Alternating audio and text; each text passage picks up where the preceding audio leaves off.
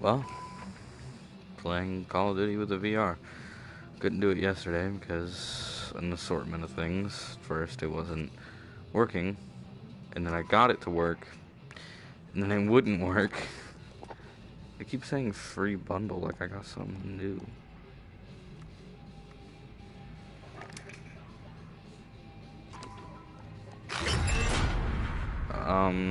I guess pooned.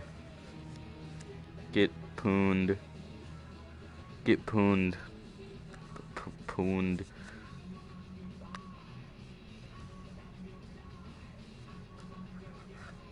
I can't even read that. It says here ESAPLAYERWND I can't even read that.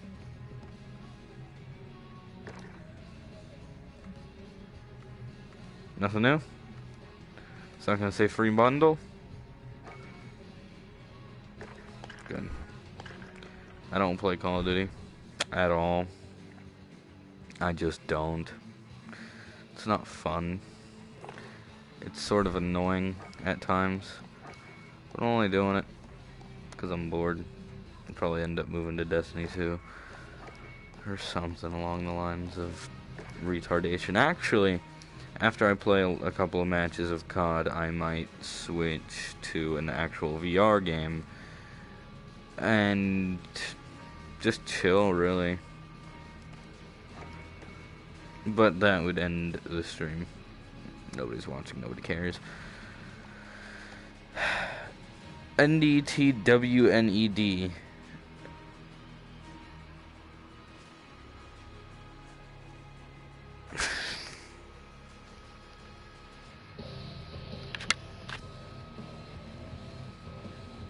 Yes, there's music in the background before y'all ask.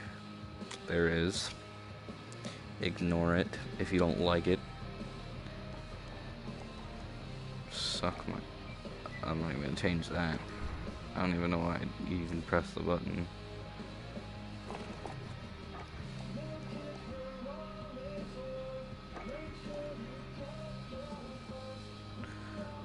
I don't play this game. How am I rank 70 already? I'm not even gonna ask questions. I don't remember. This is a new update. I just added a whole bunch of new classes. Hold on. I gotta adjust this VR. Here we go. It's nice. It's tight on my balls. Hold on. Nope.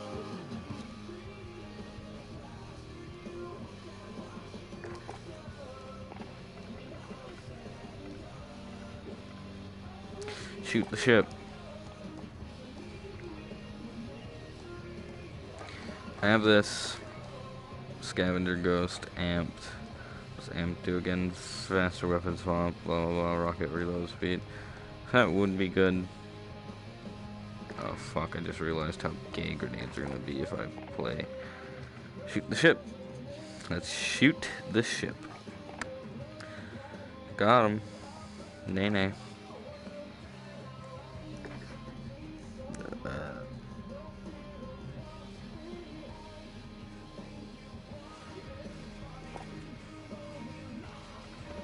I put on a gunship and I get so close every time. Oh. That was loud. It's intense. What the fuck is that? Weapons hot, no quarters. Oh my god. I got my VR on, this is gonna suck. Kill confirmed. Reload!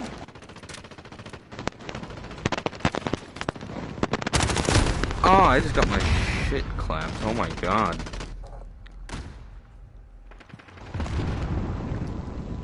Enemy at the sandy town. Couldn't stand that.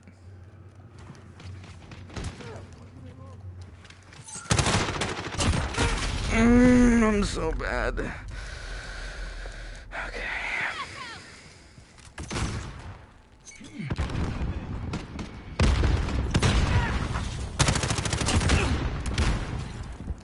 It's like I press circle and it doesn't do anything. Josh, you say cuck every day. I'm not surprised.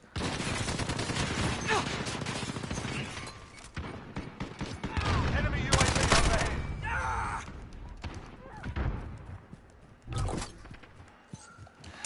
And he's up there. Nice. Nice. Enemies halfway Enemy in the there. Love it. containers. I love to see that this game has not changed at all. Enemy precision airstrike. Take cover.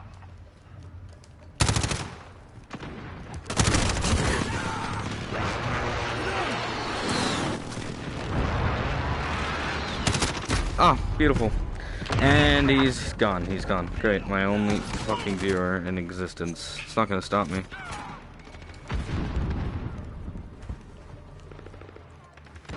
Enemy in the back alley.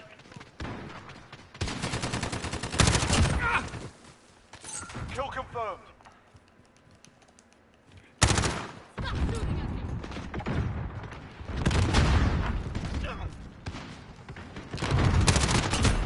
It's like, no. I don't get this game sometimes, really. Sometimes it's fun, sometimes it's just eh. Oh, lag, nice.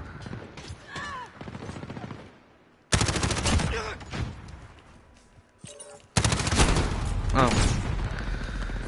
Marksman rifles are fun. Especially with the VR. This is gonna suck. Enemy in the office. Why does it feel like this game is so much slower now? Oh, I'm not testing that.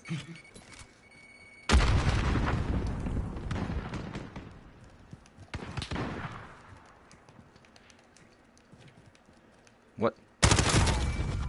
Enemy at the back alley.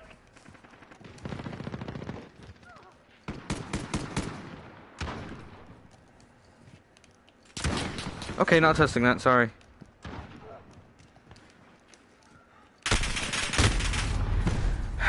I'm not used to Enemy at the this. sandy town. Enemy Why does it feel like my personal radar sensitivity is so here. low? Enemy UAV Jesus. overhead. Kill confirmed.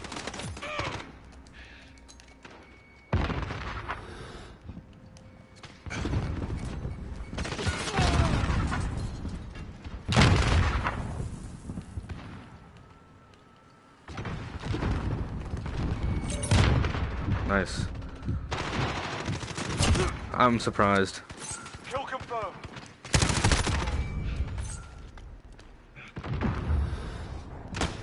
Oh! No, no, no, no, no, no! Okay, Josh. Okay. I don't even want to know why that is there. I don't even know why you even said that. It's kind of racist. Okay. I know he's only going for the crossbow, but Jesus Christ, take a break, kid.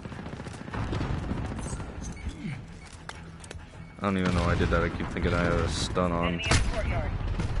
That's a nice little UAV overhead. little spot you got there, buddy. Guys, Enemy personal poggers radar and in tat there. for this man right here. This man. This absolute apex confirmed. legend right here. Enemy precision airstrike. Nope. Take cover.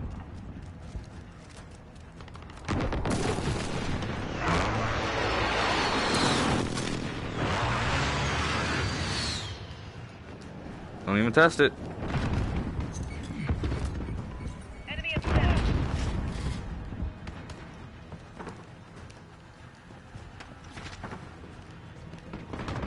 Less than a minute.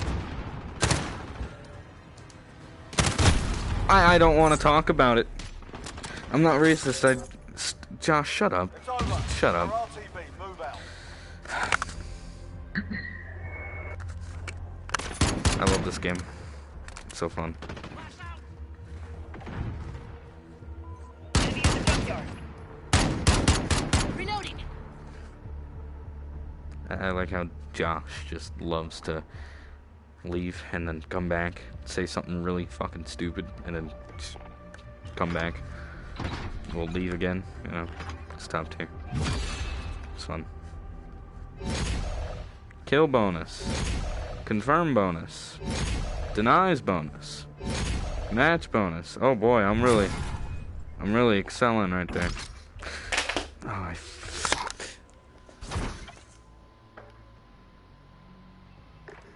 Oh, great. Beautiful. Fuck. I really hate iPhones. I really love them too. Oh my god, it's so blurry. I'm about to take this fucking VR off, man. Yeah. Weird flex, dude. Christ.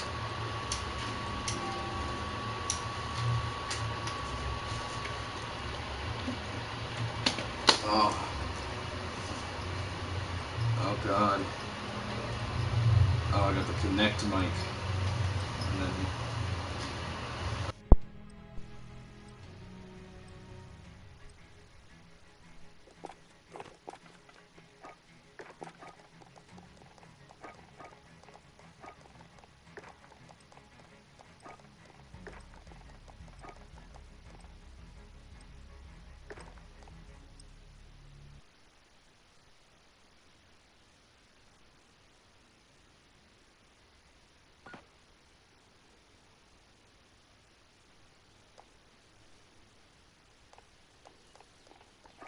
Kill confirmed.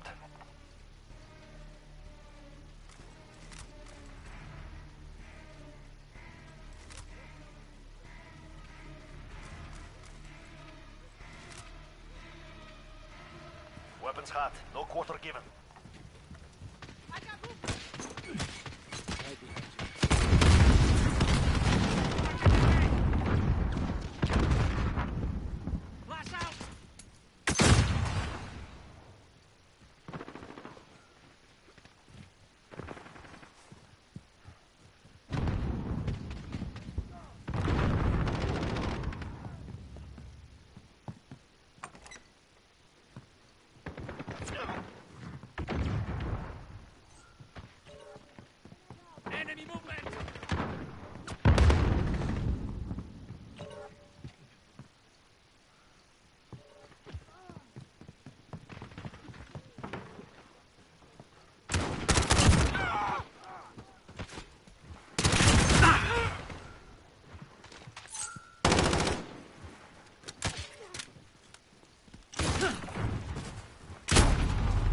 Enemy UAV overhead.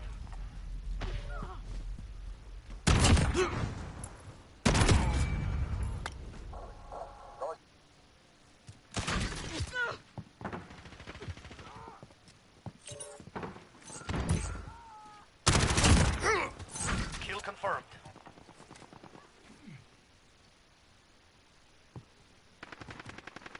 Enemy UAV overhead.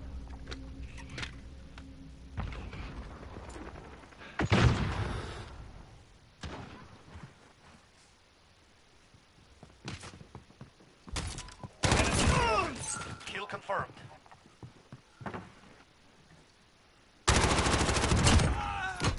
UAV is ready for flyover. This is Falcon 3-0. Good copy. UAV beginning flyover.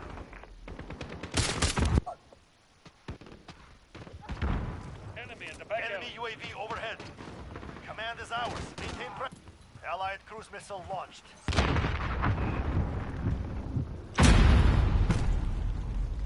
Enemy precision airstrike. Get down. Without fuel. Return to flight.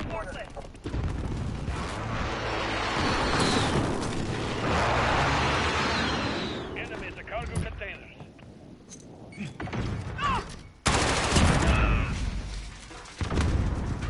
Kill confirmed.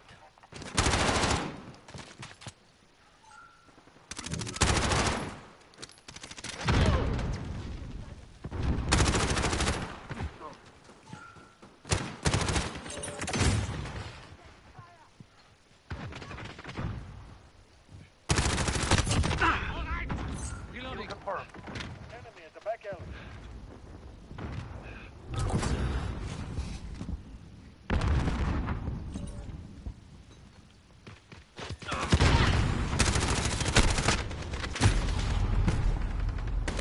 We are losing ground. Focus.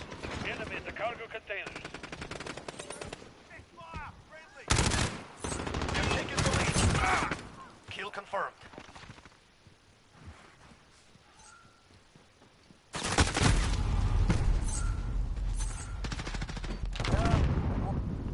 losing ground. I got movement.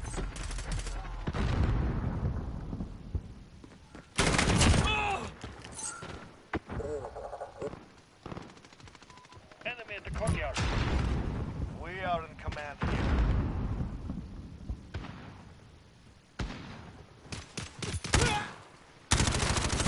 Soldat, you have lost the lead. Kill confirmed.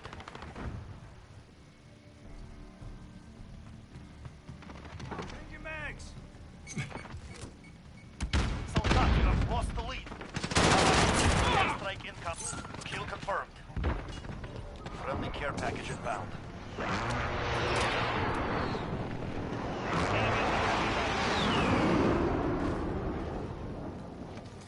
Allied cruise missile launched.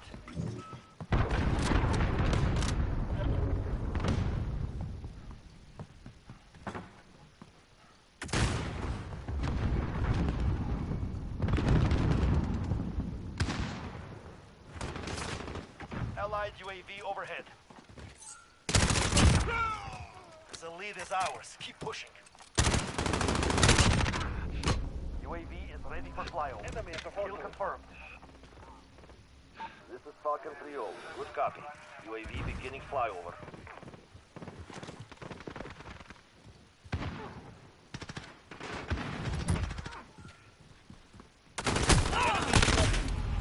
We are losing ground. Focus.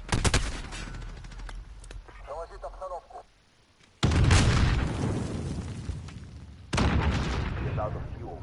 Returning to resupply. Enemy at the shanty town.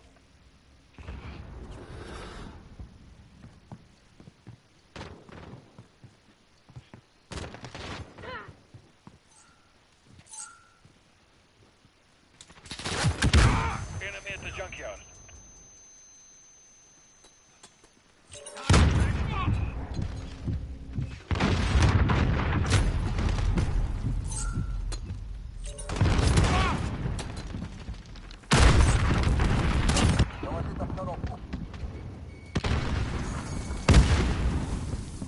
Enemy at the cargo containers. Kill confirmed.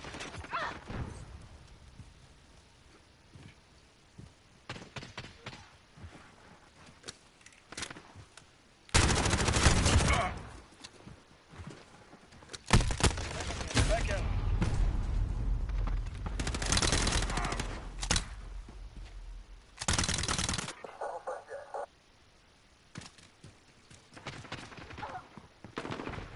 It's not over. Get out there. Reloading.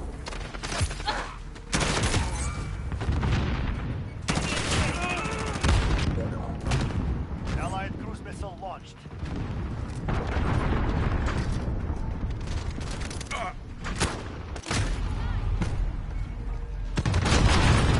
Enemy at the center.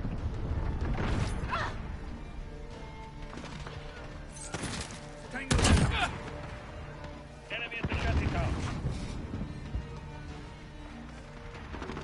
Enemy counter UAV. We've lost radar. Enemy contact.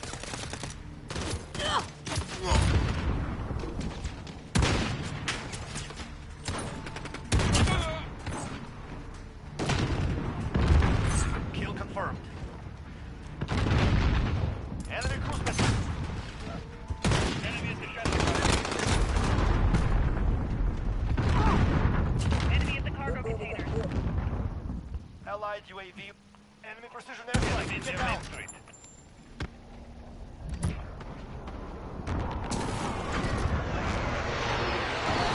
Strike incoming. Kill confirmed. Enemy at the center.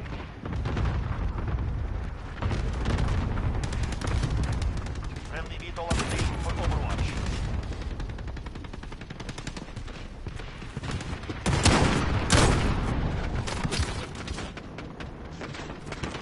They hit hard. Good.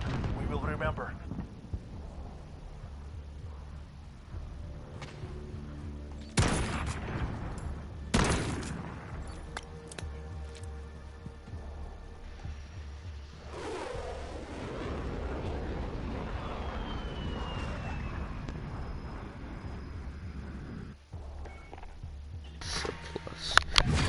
talking to myself. It's beautiful.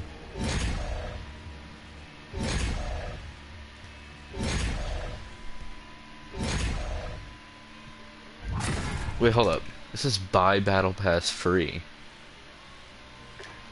Don't tempt me with that. Ho.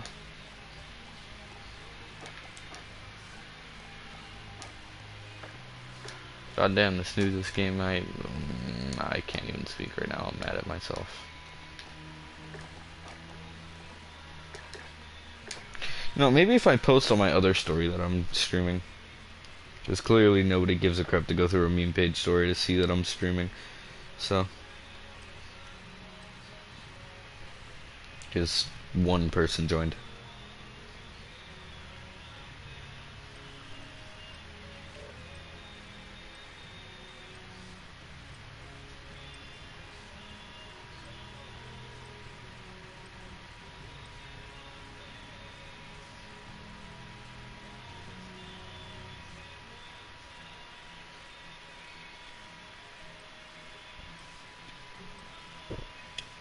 Maybe that'll work. I don't know.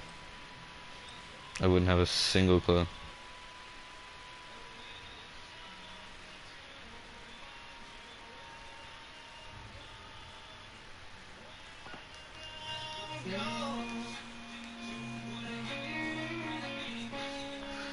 I have to use the MP5. Oh, we're on shipment now.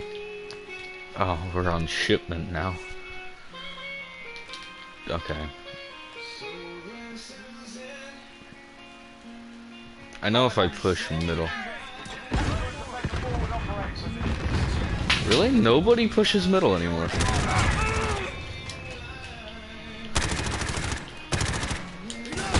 Oh, that, yeah.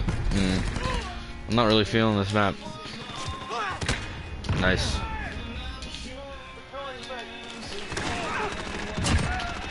I want to know how many bullets I gotta put into. Yeah, I gotta switch back to my M4. I just spawned. Look at this.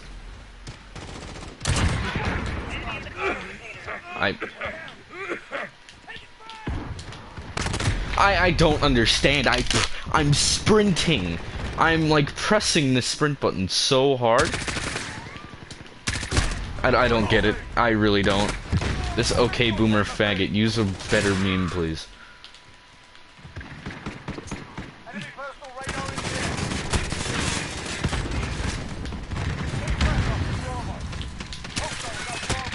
I want to know why I'm so bad.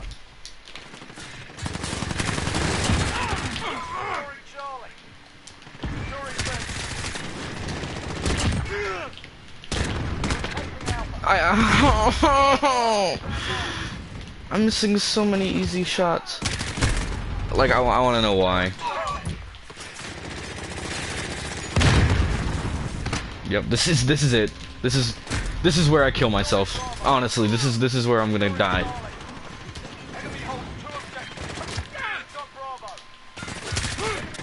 I don't get it. They can just spawn right on my anus and then get away.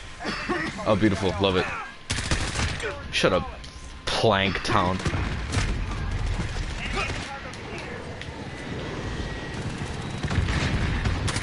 Like, look at this. He is spawning right on me. Jesus. I do not get this. I do not get this.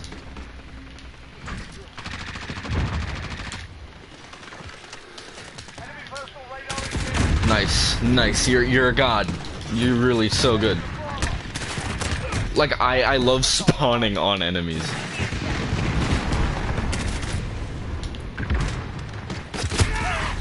It just doesn't make sense. Like, I'm spawning into death.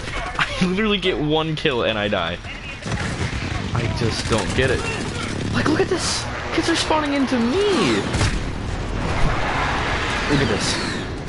Didn't even get a chance to... I don't get it. Why does it feel like my sensitivities? Is it because of the aim assist? Nope. Yep. I need, like, why does it feel like this gun has no ammo? I just don't get it. Everybody prefers to sit. I don't understand. I really don't. This is really pissing me off. I don't know who made me this class. Because I sure as hell never use the Bison. I can't tell. I'm stunned.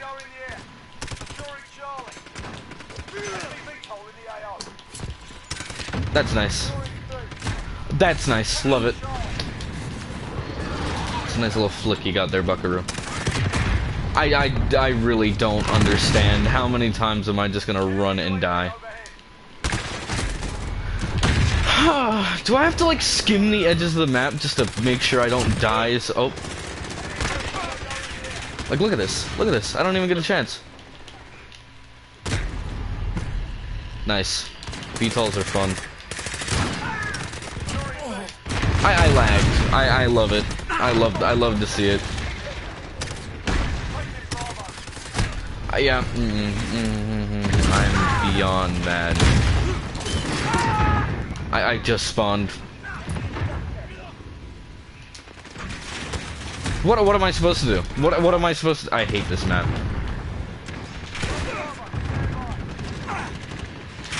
Crusty ass little kid sitting behind a barrel. Oh my god. I don't get it. What happened? This game used to be fun. It's like I can't. I literally cannot do anything. Maybe it's just the kids I'm playing with. I don't know. But this is really, and this isn't even like shipment that I'm used to. This is like some new shipment bullcrap. Why? What is vibrating? What is that the TV out there? Nice. I love spawning into death.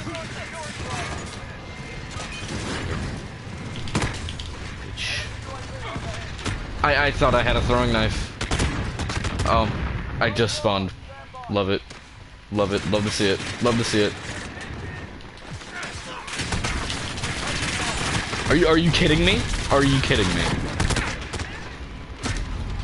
Did I not just spawn? You know, let's see how long I can last just by spawning. Okay, this is an exception.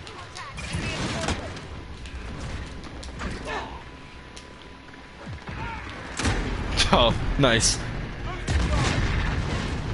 This is one of those exceptions where I spawn and I immediately die.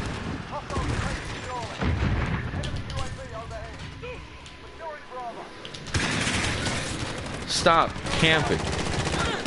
Please, just run around and do something. Like, Jesus, I got more kills with a knife than I did an actual gun.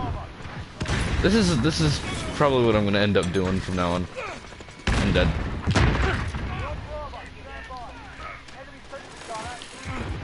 Move! Move! Oh my god, I wanna die. Nice. Plankton, good job.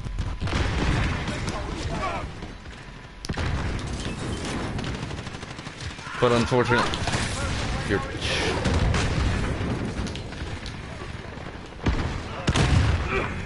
Nice. Hold on.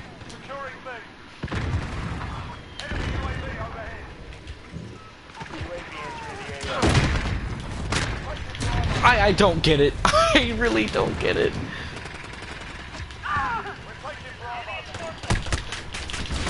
Could you stop? Could you really just stop with the VTOLs, man?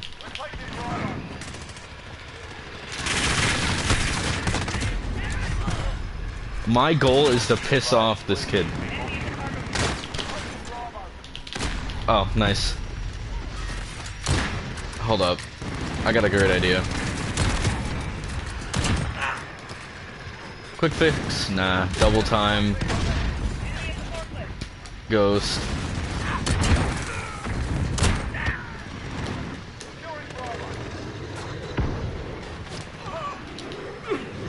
Nice.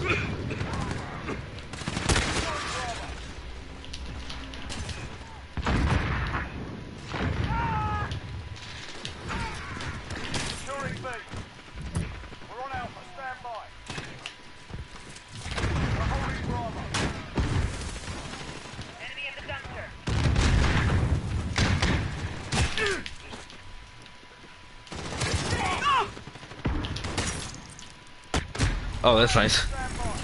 Boomer, get him. Thanks. Oh my god. Quad feed. Nice.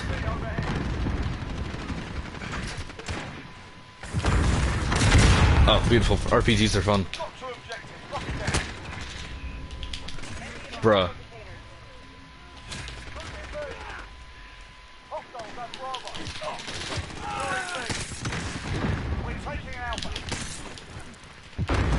These kids are big mad, by the way.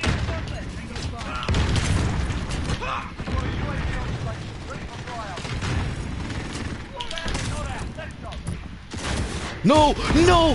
Oh, I was doing so good. Oh, you're so lucky I don't have like a quick melee thing. Oh, nice shotgun. No, this is more of a map for melees.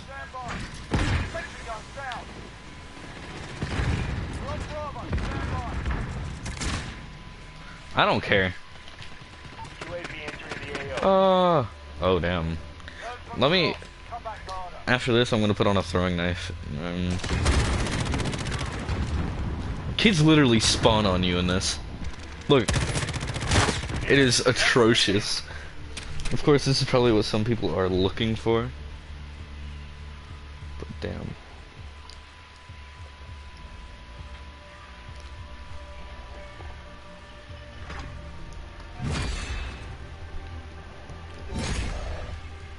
I'd like to think I did pretty good.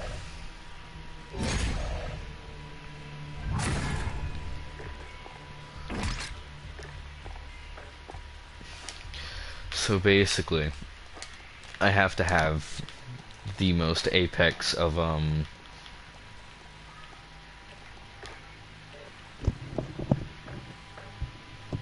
Okay. Yes. How'd you know that was my favorite? I guess. Good guess. Thanks.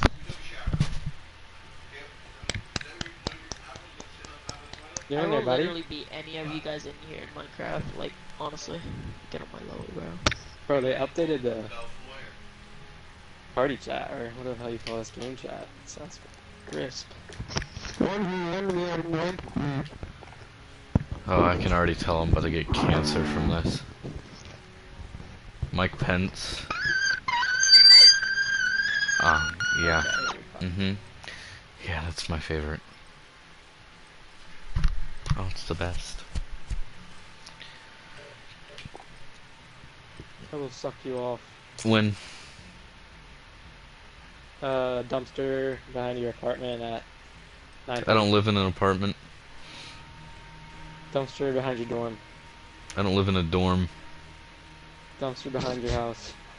I don't have a dumpster. I'm gonna come in your fucking room and suck the meat off your cock. I wouldn't be opposed to that. You want my address?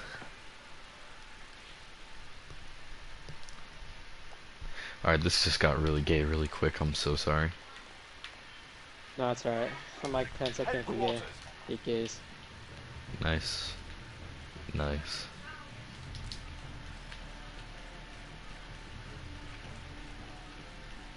Capture and defend each HQ as it comes Oh, I'm about to lose.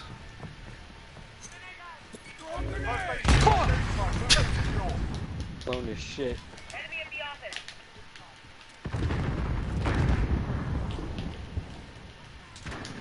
I'm dead. Yep, knew it. Losers, dude.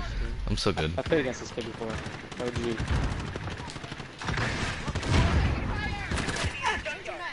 Still. Wow. Amazing. I really do not like this. Come back here. Yeah, nah, I'm good. I could not deal with that at all. That was atrocious. Yeah, so how long have I been streaming for? 35 minutes. I think it's time for a nice little rant. Because nobody's here. Who gives a crap? You know,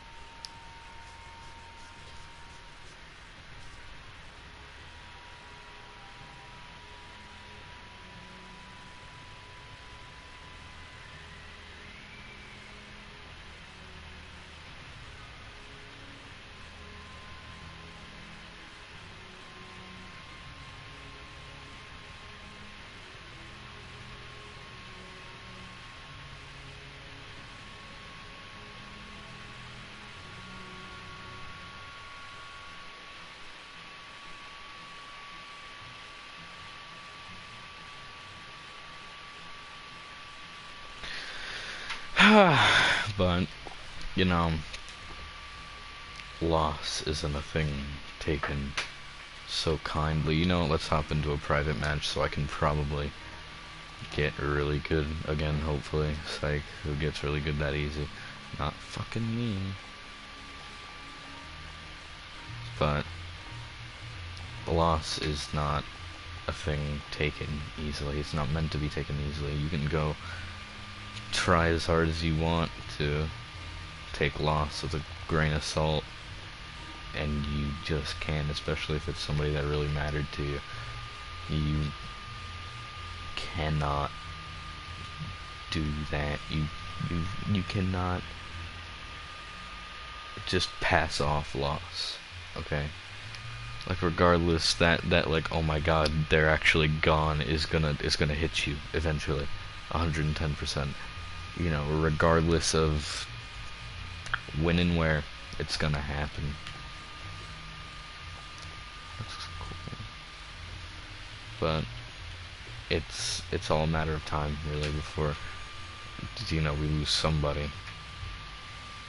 You know. So, like, I guess cherish your moments with them, but, like, you know, one of the ways people can interpret loss is what I did, really, is blaming yourself for it. And to you, it just makes so much sense, because really it's like, oh my god, this all wouldn't have happened if I would have done this one thing. Or, you know, you start to look into it, and it's like, regardless, something like that was gonna happen, and it was out of your control. There was nothing you can do about it. But it's okay, because, I mean, losing someone is never fun. Never will be, never has been. You know, losing someone is just never, ever fun. I can promise you that. Like, whether it be a fish, a dog, a person, fucking Harambe, I don't know. Like, a lot of people got sad when Harambe died. Like, I know why, but, like, damn, calm down. But the best way to overcome loss, the best possible way to do it, is to come to peace with it. It's hard. It really is. It's probably one of the harder things you'll ever really. It's really difficult loss. I can't even stress that enough. It makes everything seem so, what the fuck, you know, like,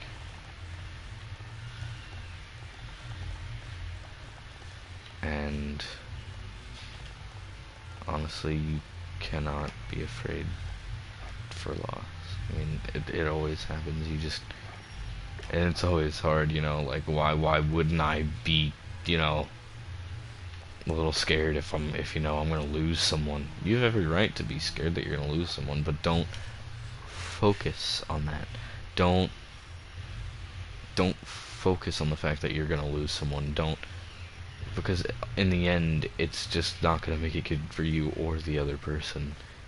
It's a really difficult topic to explain, because really it's a matter of, hold on.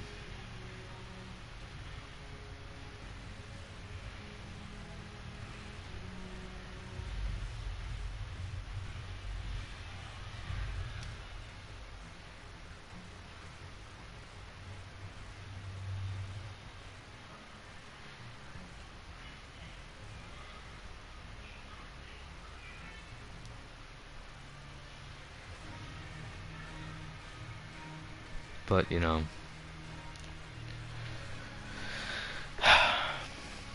when stuff gets difficult, you cannot, and I, like, cannot stress this enough, you cannot blame yourself. for loss. It was gonna happen one way or another. You just cannot blame yourself. Because blaming yourself, first off, it's not your fault. I can guarantee you in that situation, it's not your fault unless you literally shot this person in the skull. Okay? That's a different story. That's murder. That would be your fault. But just being associated with something like that, you know, just being able to say that you were around that doesn't make you accusable, you know? It doesn't make you the worst person in the room. You get what I'm saying?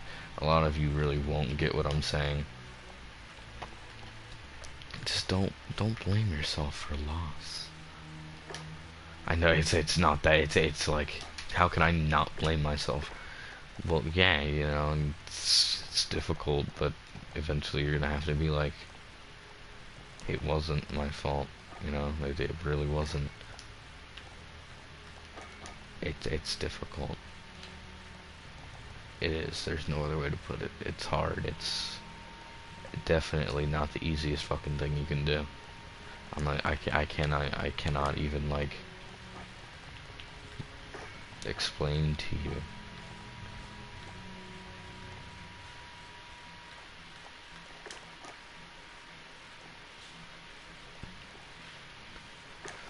Okay,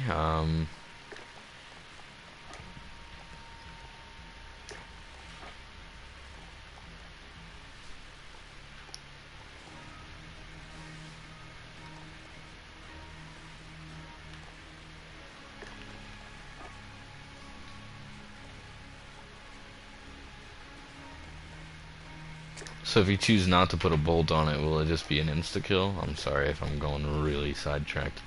Promise you I will do that a lot.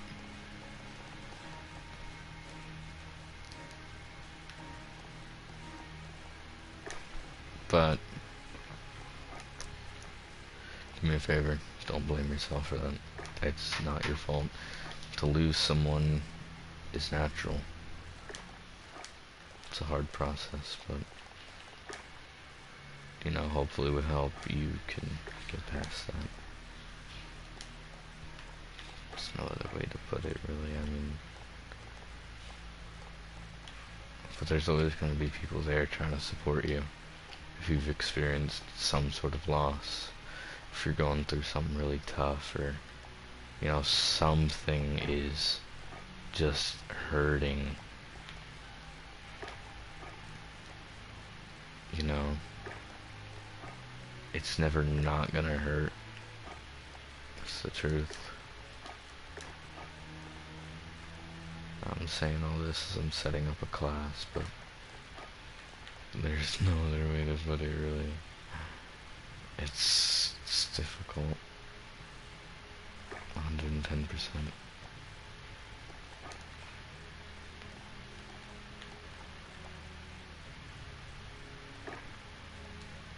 I don't know if this is like a good setup for the MP7, I wouldn't know.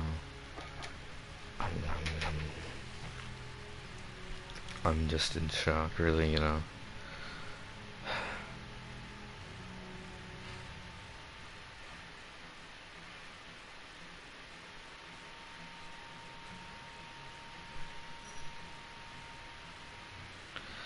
And when this Exorcist thing is done, I'm gonna go get my other two controllers and we're gonna play that, and hopefully, and I mean hopefully, we can play it and have some fun. But that's gonna start a new stream, which is stupid. I don't know why it does that, or how I can get rid of it, but I'm not too worried about that right now, honestly.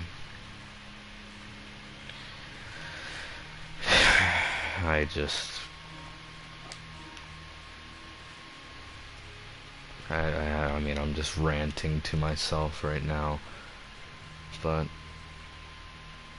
really, I wish that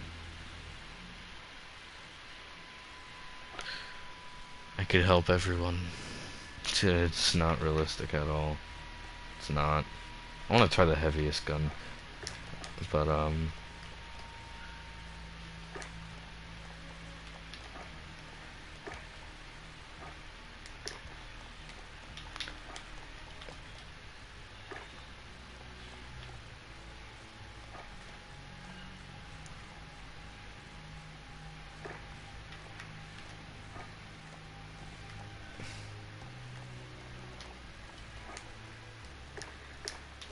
yeah, the honest truth is that I wish I could help everyone. No exceptions. I wish I could. I've been trying really hard. I've been trying to. I wouldn't say trying. I'd say succeeding. I've been succeeding to put on a smiling face a lot. You know. And it's not even like, oh, sometimes I just want to cry and break down in the middle of class. No. Not at all. Sometimes I just don't want to talk to anyone. I just want to sit there in silence and not have to listen to anything. But that's never the case, really.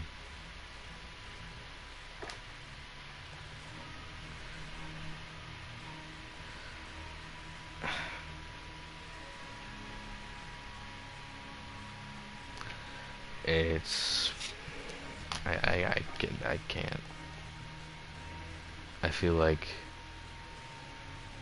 I've never cried once in school. There's never been a moment where I teared up in school. Never a moment where I've been sad in school. Which is really like, are you sure? 'Cause I'd be hella sad if I had to go to school. Well,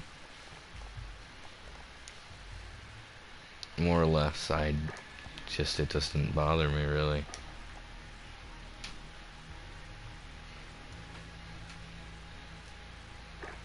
I don't know if this is good. It just kind of looks like a big ass gun. I feel like this can turn into an LMG. No, it can't. What are the optics on it? Canted hybrid. I don't remember hearing that before.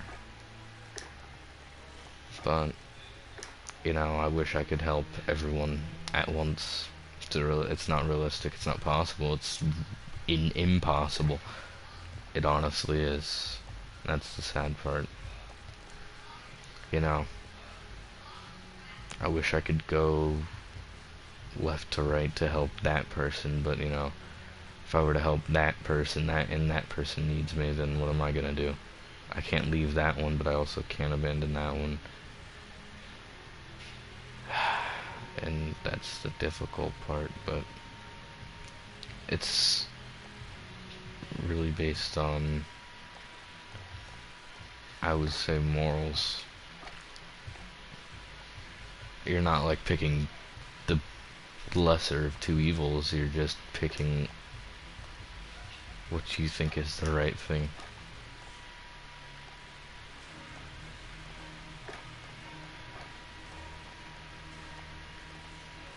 I wish I could just help everyone, but I am unable to. That's what really makes me mad. It's the fact that I cannot help anyone. Of course, there are the moments where I literally excel in helping people. But to me, that's just not good enough. To me. I wish I could be better than I am, even if I am the best, you know. I wish I could just go out there, smack someone in the face and be like, listen, it's fine, you'll be okay. Give them a hug and then walk away. I can't do that. I can't, it's not even, I just wish I could help, really. It's the truth. Let's start this match. And who added me? That is an ugly Bitmoji, I'm not even gonna lie. Oh god, snap scores beyond Christ.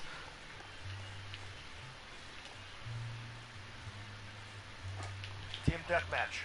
Oh, I kinda like this sight. Sexy. This gun, maybe not so much.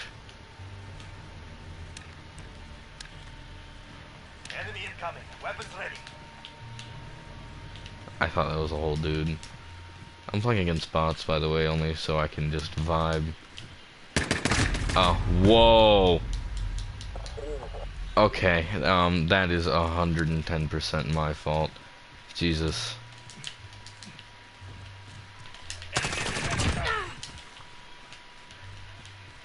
I'm not bad. I can beat these bots.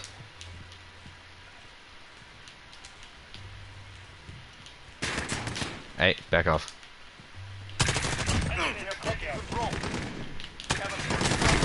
Ah, I'm bad, I'm sorry. Give me. Cluster strike ready for launch. Thanks. Nope, no, no, no, no, no, no, no, no. No, no, no, no, no, no, no, no, no, no, no. No, I'm dead. Damn it. Yeah, I don't like that gun.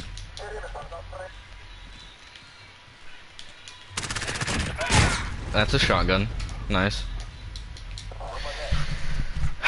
But helping everyone is off the list, so I gotta be able to help who I can, really. And honestly, I've been helping myself for too long. I've put too much time into myself, you know. Like, literally, I put years into just making sure that I was healthy. And, you know, the times that I'm not, it's not because it's serious. It's because, like, it's not even like I'm having a mental breakdown. Oh, I need help. By the way, this thing smacks. Holy shit. I see why people use it.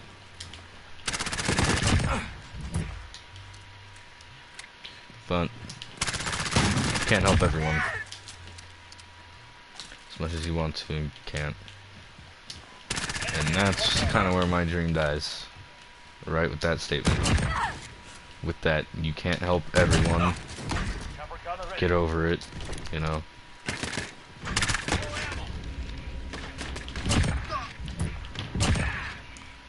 And like, not being able to help everyone is probably the worst. I've said this at least 12 times.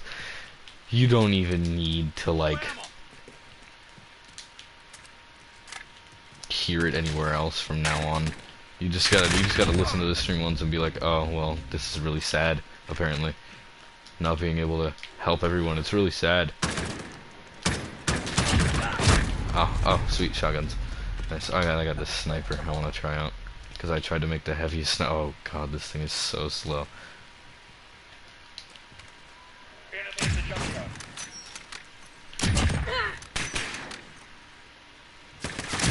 No, I'm dead. I'm so... Excuse me? Personal radar drone ready for entry. Bah, bah, bah, bah.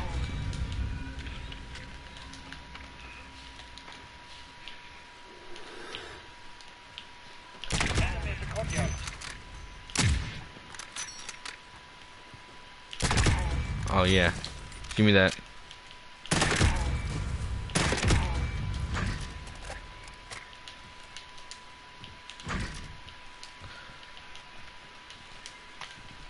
The thing I'm really most afraid of, I thought I was really afraid of everybody forgetting me, but really I don't care. It doesn't bother me. You could walk away at any time and just be like, Kirk, who's he? Oh, that kid? Yeah, it doesn't bother me. Everybody probably forgot about me in the span of 2 years. Guarantee you, if I was to go back to the part of New York where I really wanted to, you know, the part where all the good kids and all the good friends were at, nobody would know me. Not a single person would know me. Not because I've changed, but because they forgot. They completely forgot about me. Oh, hi. I can't be the only. Can you chase me? Come here, bitch. And that's this. It sucks, but you know the thing that really most scared. And if I'm talking about like fear-wise, like I'm deadly when it comes to heights. Nope, sorry. You give me a choice between death or just jump off this 12-foot ledge, I guarantee you I will die. That instant, 110%, no questions asked. Enemy at the shanty town. We have a personal radar drone ready for escort. Fuck. Oh yeah, I got this Ram 7.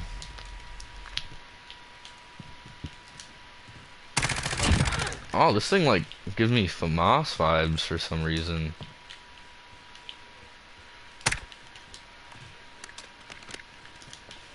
We have a personal radar Like drone really bad FAMAS vibes.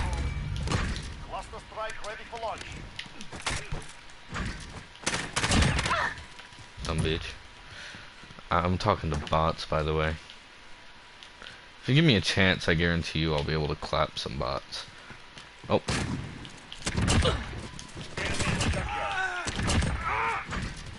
Oh, this is the one-shot pistol that nobody really knew about. But I did. Because I tested out all the weapons when they first came out. Yeah, but my worst fear, heights. Don't like them. Don't appreciate them. Give me a choice between heights and death. I will die.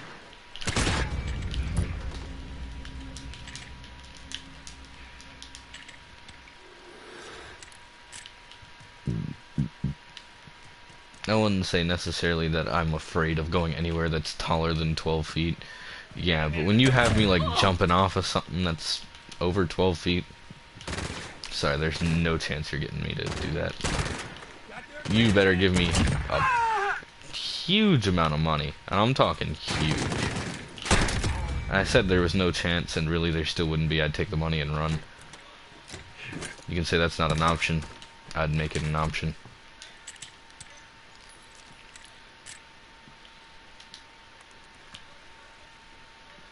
Oh, that's about to be really gay.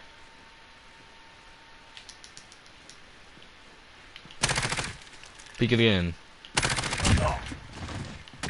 Diaz Conti. I don't support that. Yeah. When's the last time you took your medicine? I took it. I didn't take it this morning. Should I go take it now? Yeah. Alright. I guess I'll just die. I'll be right back. I gotta go take my medicine before I die.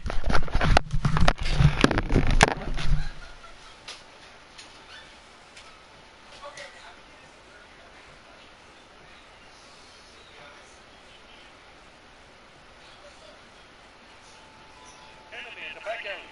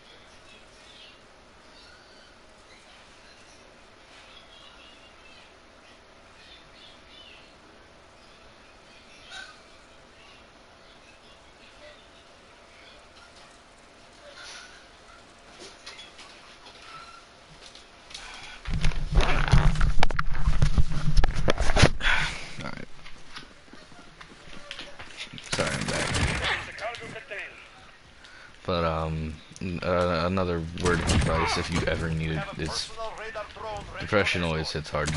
Not saying that depression is like a light term. I'm sorry, but like just being sad hits hard sometimes, and when it does, you cannot afford to sit back and wallow. You cannot sit back and just cry. You gotta try to make yourself happy again. strike ready for launch. Like you gotta push. You gotta really push. It's gonna be difficult. You might not forget why you might not forget why you were sad in the first place, but just look back on it and just see how much you've grown past it. It'll honestly surprise you. You know, you may not believe me. You don't have to believe me. I'm not asking you to believe me. I'm asking you to just listen. Not to adhere, but to just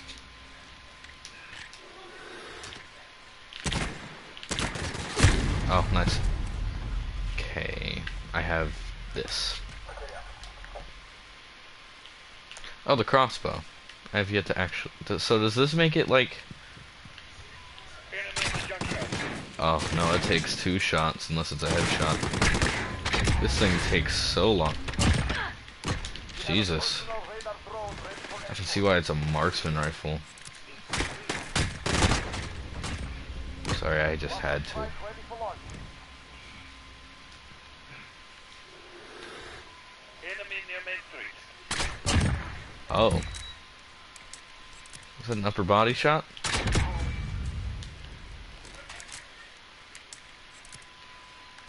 I feel like if I had like this crossbow has some good feels to it. Not good enough feels though.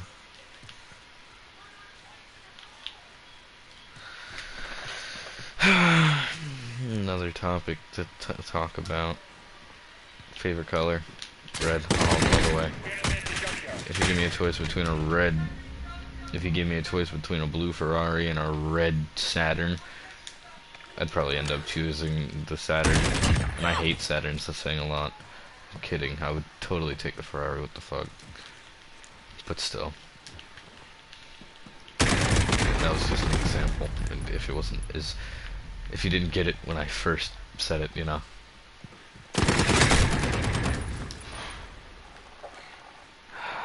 But Chopper gunner ready. I cannot stress enough how important it is to make sure your mental health stays up. You know, there'll be times where you just feel like it's dead, it's gone, it's over. Just don't give up though. Just keep going. Enemy in the courtyard. We have a personal radar drone ready for escort. And you know, remove anybody toxic from your life. Really. If you don't like someone, Strike ready for launch.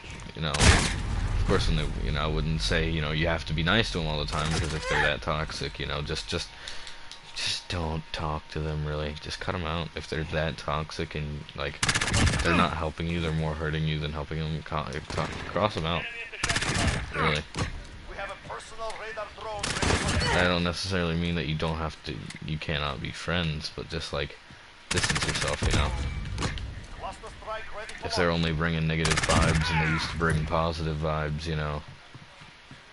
Don't just be like, don't worry, he's a positive person. It's just he's going through. No, cut him out immediately.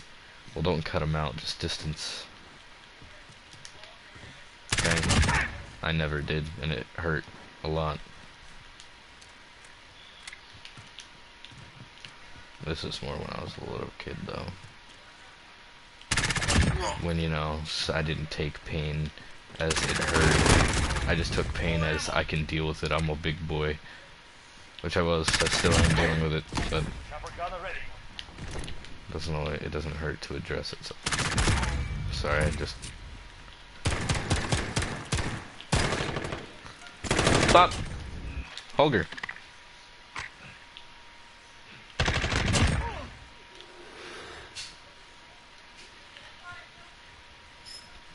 This thing has a lot of ammunition. And like, have fun the best way you can. If nothing's really fun anymore, honestly, I don't even know how to solve that, because really playing this game is just annoying me as much as, Enemy at the junkyard. you know, just find something you really like, you know, there's always that's something you really like, and if it's a person and you cannot talk to that person,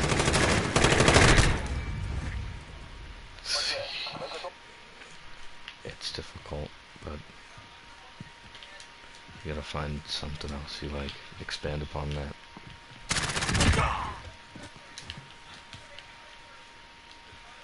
More people over here?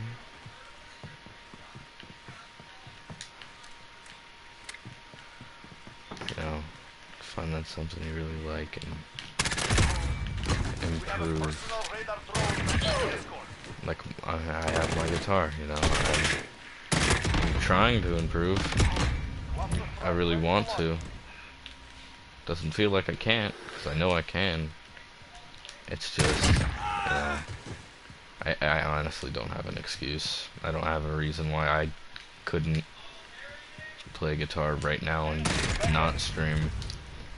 This is also kind of like what I want to do, so I just have, because here's the thing. I have a set of notes in my phone. Nobody really knows about it except like 2 or 3 people. And some people really just hated it, you know, they were just like, this is so dumb, why would you even do, like, dead serious, like, well, this is so dumb. And I was like, I genuinely thought I was doing something good, but okay.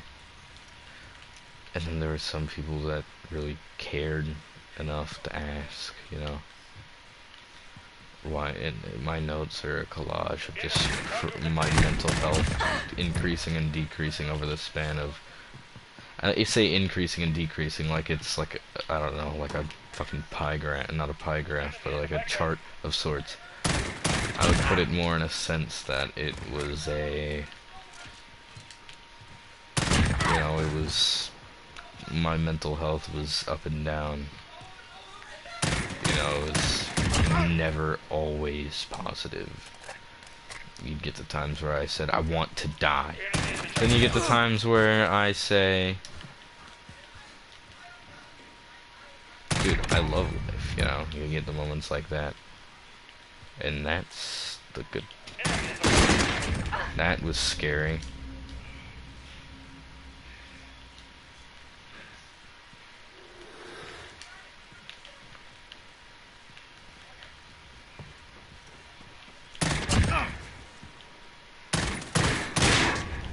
No, no, no, no, no, no, no, no, no, no, no, no, no, no, no. But yeah, you cannot stress yourself out over certain things. You cannot, you know. Oh yeah, my notes, I forgot what I was talking about. I have, it's a horrible habit. I'll jump from topic to topic without even realizing it. But, yeah, my notes are just awful. It's just that, you know, I want to open up to people, but I feel like that I already have because of my notes, you know? It's not because I don't want to. Like, I would totally just talk to people about my problems, but, like, some of those problems I feel like I shouldn't just tell people. I feel like I should at least try myself to solve them myself, and I have with a lot of problems. There's that one person where, you know, every day is a problem. There's something wrong, you know. I tell that person something every day, and I decided that I you know, of course the occasional, hey, I need help with this when I really do need help with it. But from now on, I'm just gonna do it myself, you know. Because really nobody can help me more than myself can. Don't take what I say for like, oh my god, he's right. Really, don't. I can promise you that the way I think things and the way you should think things are never the same.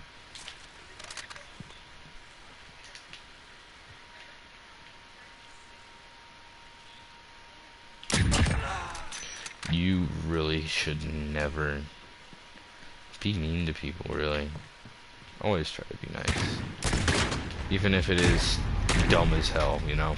You really hate this person. They're an awful person. They really just, they really piss you off. And I can't blame you for that.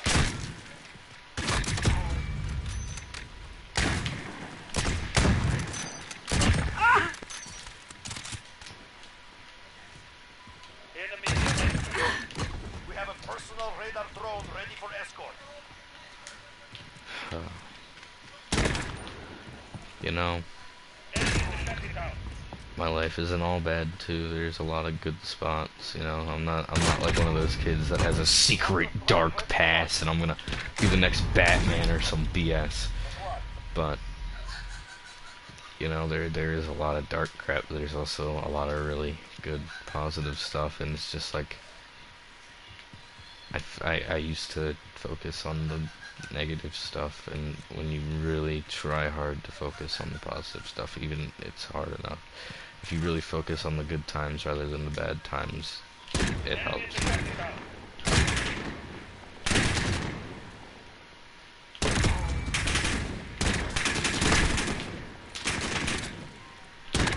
Enemy at the junkyard. We have a personal radar drone ready for escort. I ignore those messages in the bottom right. That's just Josh being a major cuck. Well, he's not here anymore, but when he was being a major cuck. Enemy at the front. If this is the Deagle from, like, Modern Warfare, the other Modern Warfares, this would be so different. Above, you'd be firing it really fast. It was so easy. There was really no cap on it. It was absurd. Let me show you the regular sniper. Let's see if I can pop off with this, actually.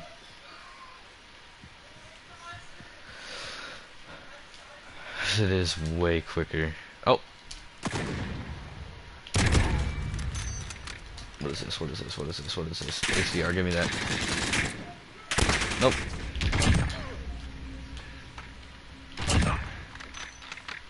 We have a personal radar drone ready for escort. Ready for escort.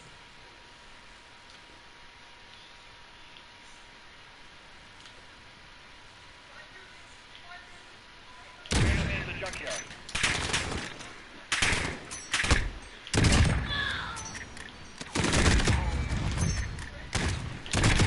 Cluster strike ready for launch.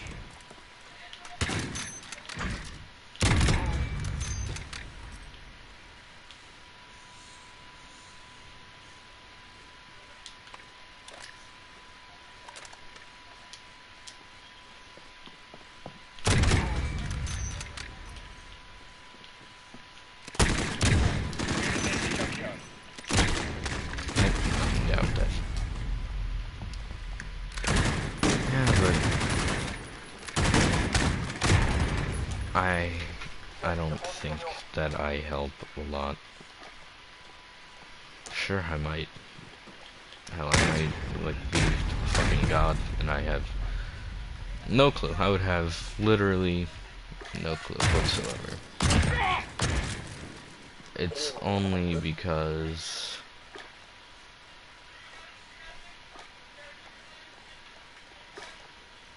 I do that to myself. 3, 4. Enemy in the back alley.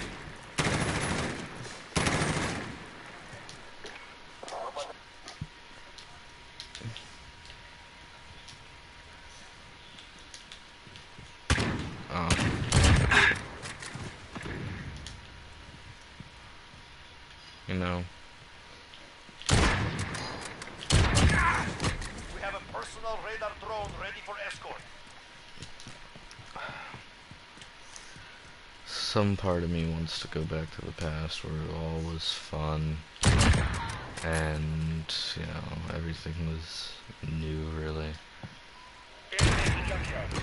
Cluster strike ready for launch. Some people, a lot of people actually tell me that, like, a lot of adults actually tell me when you're young and you grow up, you'll miss being young, and it's funny because I don't recall ever really being. Yes, I've been naive and dumb. All stems from the thought of being a child. I've never felt like I've had a childhood. Of course, I've had friends. You know, I've gone places, I've done things, but it doesn't feel like a childhood. I feel like I just did a lot of dumb crap for no reason.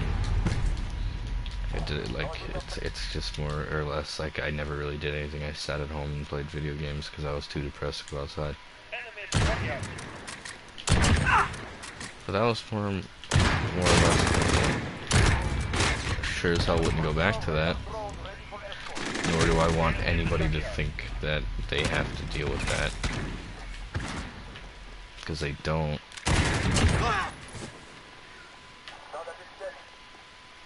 I thought that you could get a laser on this. Oh, yeah, you could.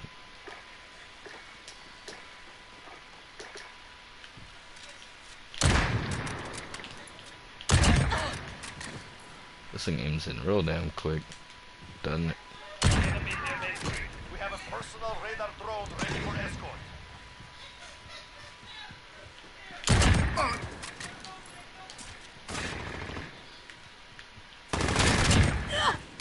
Cluster strike ready. No, no, no, no, I'm sorry, I'm sorry, I'm sorry, I'm sorry, I'm sorry. If there's any person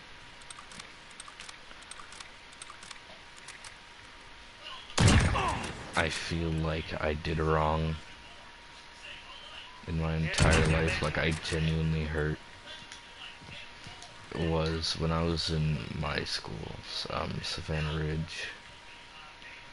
I felt bad. Like, there was this one female who, I forgot, oh, it was Miranda. And she was, I forget, she was some sort of Puerto Rican, one of those many, you know, ethnicities. Mexican, I would have no clue because I don't remember. Enemy at the junkyard. But what I did wrong was a lot of things. It was me, this kid Cody, Devin, this kid Devin, and I think that was it. It's not that we didn't like her, we just like, it was, I don't know what it was. We were just being mean little kids, and I would get peer pressured into asking her questions. And there was this one question that I think drove her to the end. Not she didn't die, but she left the school. She gave up. She said bye. I got called into the office. They said, "Did you bully this female?" And honestly, I cried. I was like, I'm so sorry. I didn't know it was that, like, serious. It was only because when we were little, you know, she was like, I don't know, man. She liked this kid Cody, right, that I was talking to. That was my friend, right? And I was asked, like, to go ask, like, who do you like, you know? And at first, it was, I told her, I literally lied to her face. I said, no, I'm not gonna tell anyone. I did, and I know this is me being, you know, practically a first or second grader. Actually, yeah, first or second grader, somewhere on there. Oh no, it was third grade. A little mean little third grader. Enemy at the cargo I container. said I wouldn't tell anybody. I ended up telling Cody, and I'll be right back. I'm being called. I'll tell the story later.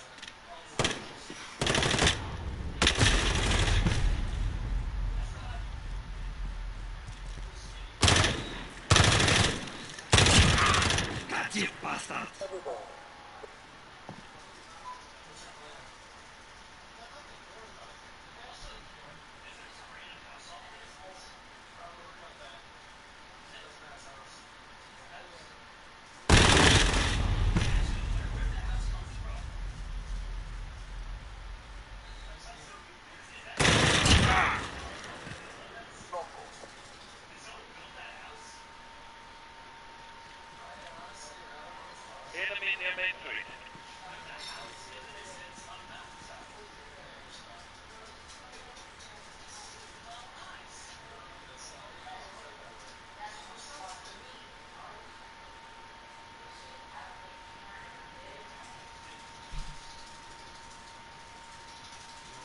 Enemy at the shanty town.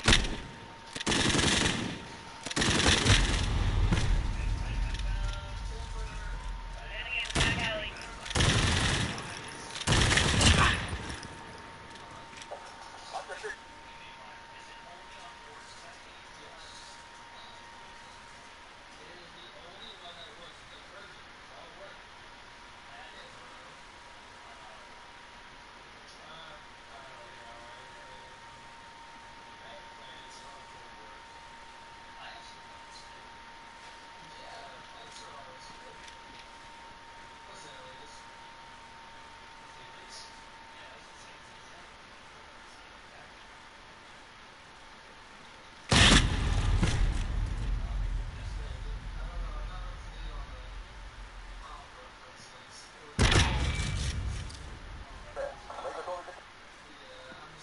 Enemy at the center.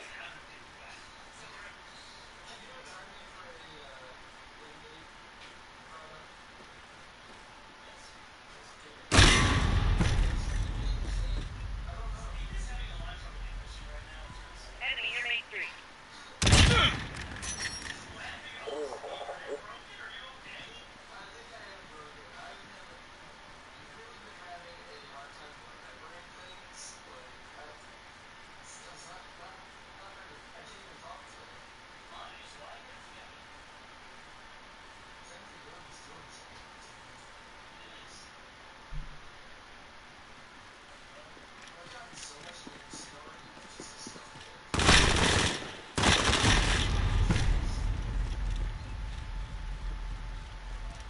Enemy near Main Street.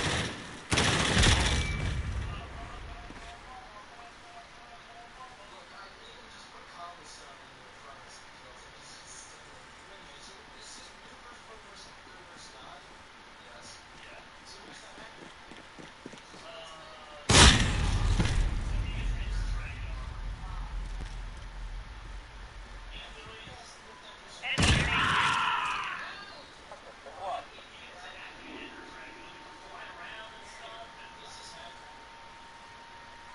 Enemy at the shanty town.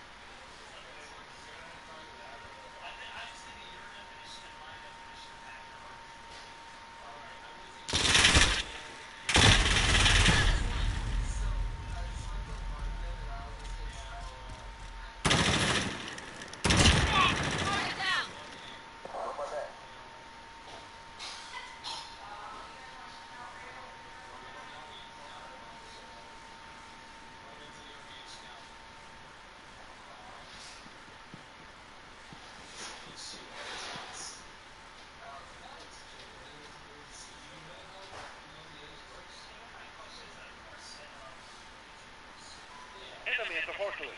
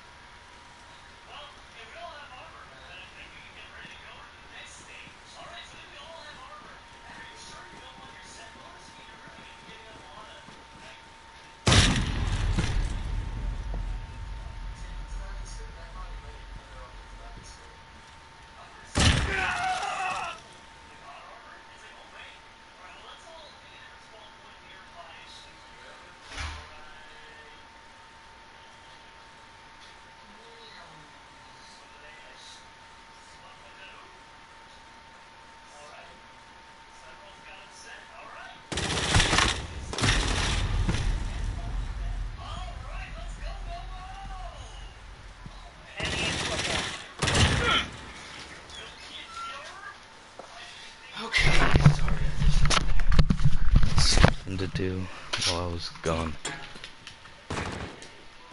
But, yeah.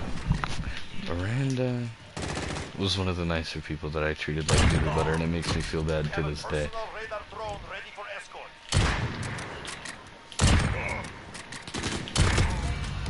Cluster strike ready for launch. Enemy at the junkyard. It's only because she was such a nice person too, and like at one point we were friends.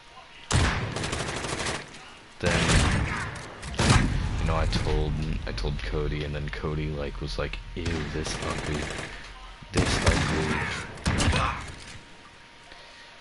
We were in 3rd grade, so cuss words were sort of funny, right?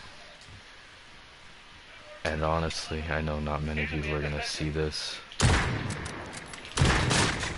but wherever Miranda's at now, I really hope she's doing better, because she did tell me when we were friends that she gets bullied a lot, and I didn't want to, like, bully her. I really didn't want to. I was just a dumb kid. And I think, like, I'd like to think that situations like that have made me into a better person, but also I'd like not to think that I used her as a stepping stone. Just to make me better, you know? Because honestly, the only person it hurt was her. And me, you know, it didn't, well, it hit me later, it hurt her at the moment. She left the school, I don't know where she is, but honestly, nobody's gonna see this, nobody, like, I only know one person that's ever gonna watch this, and it's Josh, but,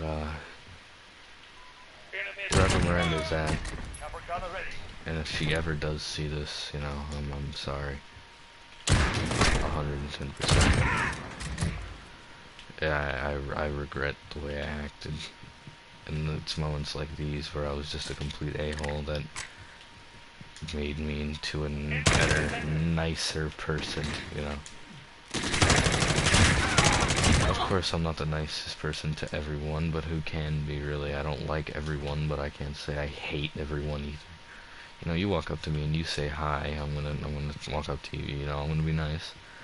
But if I say hi and then you just give me this stank-ass look, I'm gonna be like, okay, fuck you too then. Just kidding, but you get the idea. Oh, lag.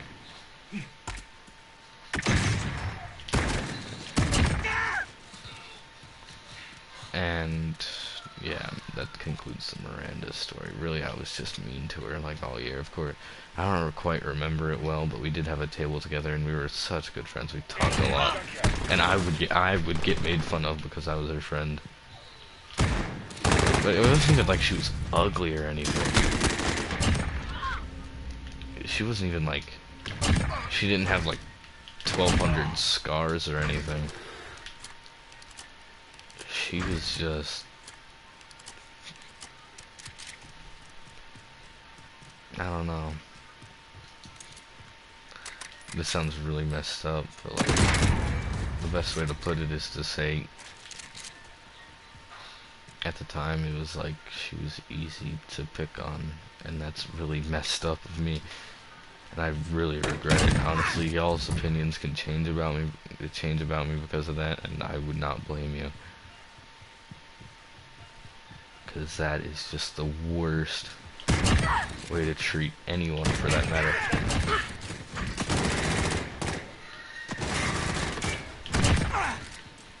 Like, regardless of who it is, you should not treat anyone like that. You know, like, you know, it's just small stuff like that that makes me really know what has made me grow. And for anyone to say that it's impossible to grow, it's just because they haven't experienced it themselves. Damn it, I almost had 30 kills. But it's the truth, really.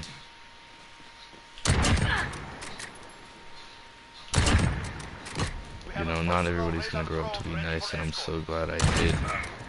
Because I'd like to think I can help people rather than hurt them now.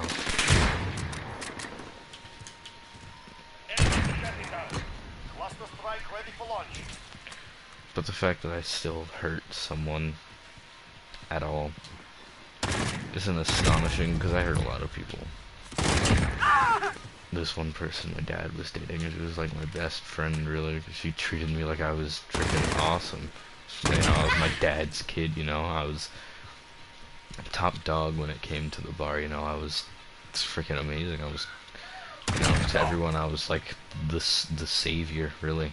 You know, I was everyone's golden child, everybody in the family at least, only because, like, I lived in a bar, which is not a good thing. I do not recommend living in a bar at all. It's not fun, but it's also not fun. For me, it was fun, because my dad owned the bar. I just lived in the bar also. And, like, do I regret it? No, because I don't have a choice. I didn't have a choice. I had to live in the bar. Would I take it back? No, not really. Honestly, I had a lot more fun in that bar than I did in... Probably, because I did a lot more things when I was in the bar. I was actually out on the streets going to get, like, candy and stuff by myself at a young age, and I never really tell anybody that. Because if I ever told my mom that my dad let me go to the 7-Eleven down the street to get snacks, I'm pretty sure my mom would be angry. Right, but this person my dad was dating, her name was Kat. Her real name was Caitlin, obviously, you know, but we called her Kat. And my dad broke up with her because apparently my dad was, like, into a lot of the bartenders he dated, I guess, which isn't a good thing, but, you know, I can't blame him, I guess. But I don't think one thing he really understood well is that he had a kid, a whole kid, you know. I mean, yeah, he was old enough to have a kid, but, like, he had a kid, and I wouldn't say his methods were wrong. He didn't beat me or anything. He just... There's a lot of things he did wrong that he could have done better, you know. But who's to say that that isn't the truth for everyone, huh?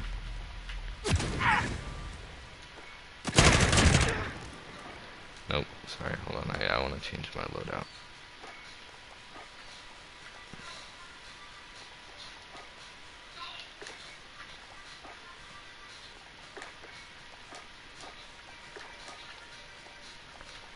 Hold on.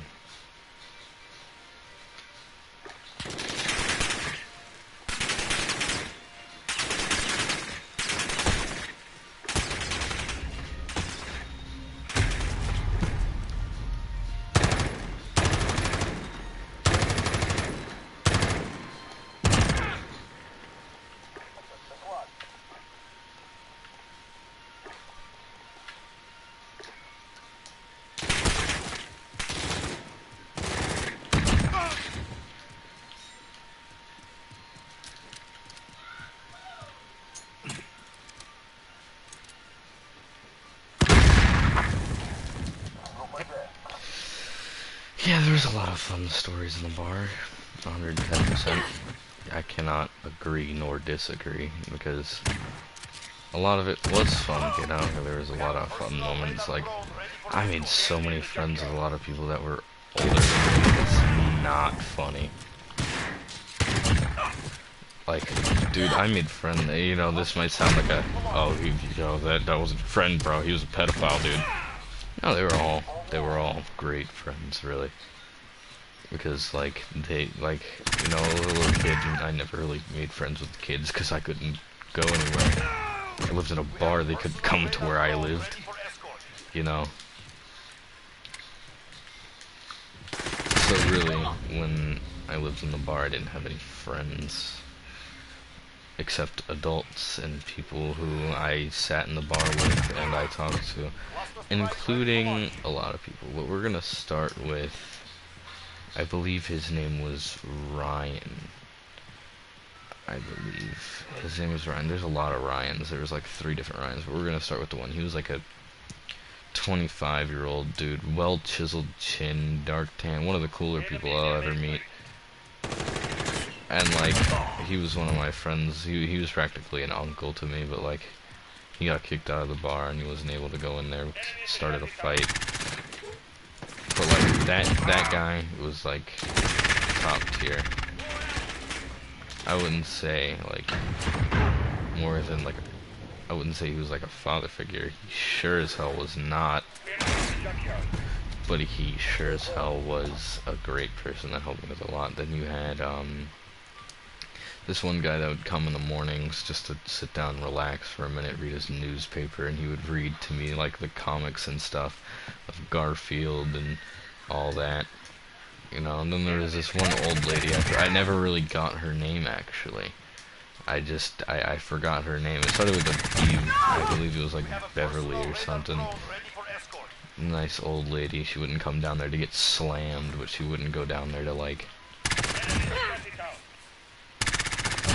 get just, you know, she wouldn't go over there just to say hi to me, you know.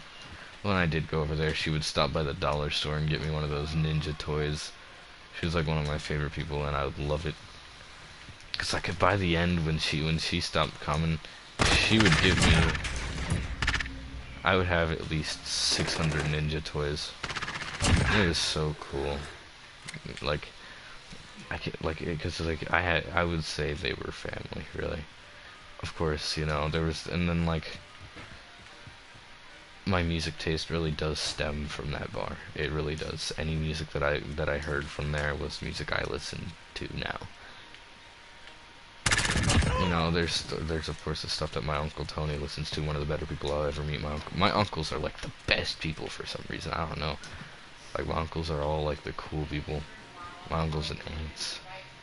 I love my uncles and aunts. I wouldn't necessarily move in with I'd move in with my Uncle Tony.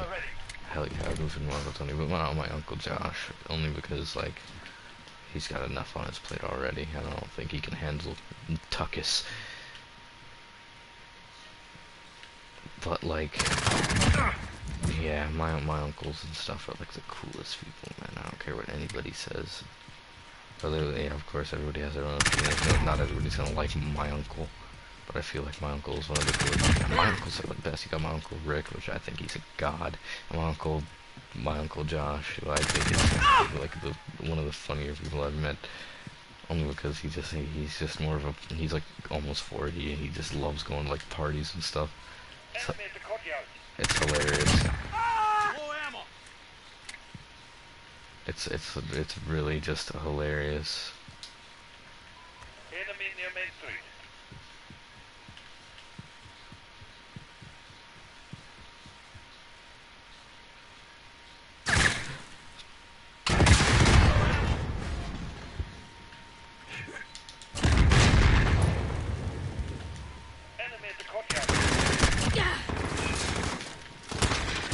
Damn it, but I don't really like putting out my family, but I'm only gonna explain like some of the fun moments. Like every year, my family owned a skating rink. It was called Skate Town USA. It was cool as hell. And like I've done so many things in that rink you would not believe. Of course, I've seen a lot of things I shouldn't have seen when I was that little. I've done a lot of things I shouldn't have done. But like I had so much fun. I learned to skate. I wanted to speed skate when I was little, but then like I stopped skating because it just got really boring. Then I didn't want to speed skate anymore, and I kind of, you know, I did speed skate for a minute, and I had fun with it because like I was really good on inlines. And then I stopped using inlines. I moved to quads. I more chill skated, but I always would skate fast. Like you could try to tell me that, Kirk, you're not allowed to skate fast. No, I was zipping and zooming through people. Like there was nothing you could do to stop me. I was going fast, whether you liked it or not. Oh, and like I know I'm jumping from topic to topic right now, but one of the things I regret is not sticking to anything. I like never really stuck out something. Like I did karate. And I got my white belt, and I just stopped going. All because of it. The only thing I've really stuck to is video games. That's kind of sad. Because I'm not even good. I would say I'm above average. Yeah. But I'm sure as hell not good. Do I regret not doing karate? Yeah. I kinda do. Only because... Oh my god, I was such a weirdo, man. There's this one girl I liked in karate, bro. I forgot her name. I never asked. I was too nervous. And like she would, it was like some like cringe movie bullcrap where like she was like one of the only nice people there to me, right? So like I really liked her, man. She was cool as hell. And it's like we didn't like talk and have full convos, but I was also little as hell. So like I would do what I could to like at least try to like sort of grow. It was weird. And there's one moment where like, oh my god, I'm not gonna lie, I've never had a girlfriend when I was little, but I've had female have interest in me when I was little, 110%. And it was weird. It really was, cause like I wasn't like a cootie kid. Like for a while, I was not like a big cootie kid. I didn't like die anytime a girl tried to touch my arm or something. You know, but like I've never gotten a real affection. There was a lot. You had, oh my god, if I could name all of them, they would be atrocious. You had, I'm gonna start with what I think was the first and then move on. There was first grade, Miss Maltby's class, I believe it was. And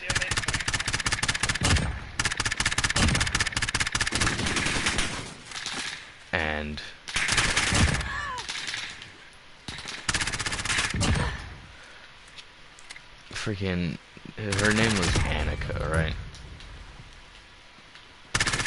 And I wouldn't say she liked me, but she would always like try her best to sit next to me, right? You know, I wasn't opposed to it. I didn't hate her. You know, she wasn't a bad person. It was just that she did like a lot of things that like were really questionable. Like one time she like, we had this thing called blue juice, and everybody called it blue juice. I don't care what anybody says. If you didn't call it blue juice, you were a degenerate. And it was so good. It tasted, it was like the best juice you could get, right? She drank 4 of those and had a one of those small little, like, one small bowl of Cinnamon Toast Crunch. And we go back to class. She vomits everywhere. No hesitation, just vomits. She also cramped her pants in class too. It was alright, I got the nuke finally.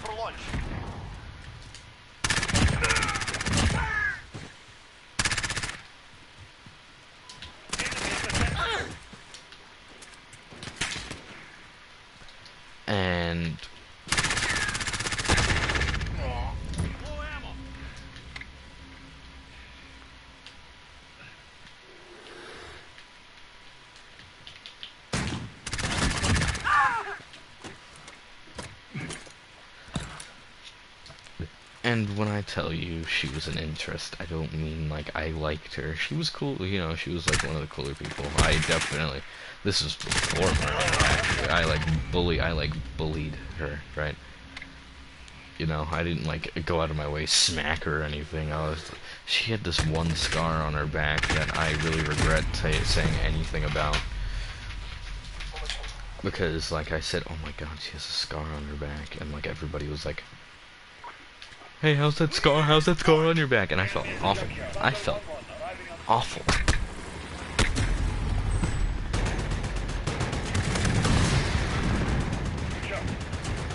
You know. And then, like, she was, you know, I thought she was interested in me. That may not be the case. That was the whole group. But I really thought she was, like, 110%, but I was also little, I would have no way of, like, confirming this conspiracy.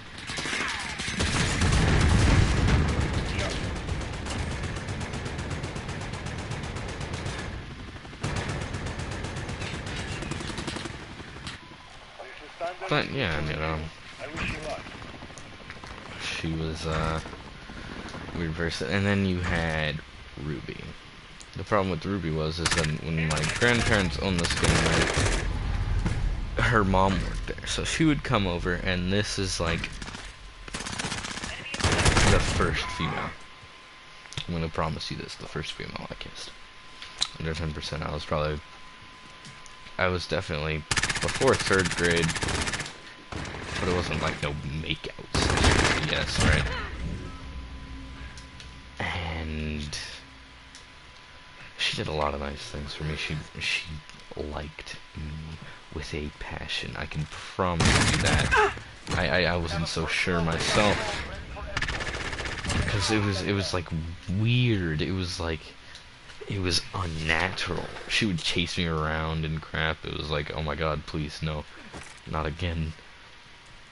But she would also do a lot of nice things. Like when I liked it more when she was just sitting down and calm.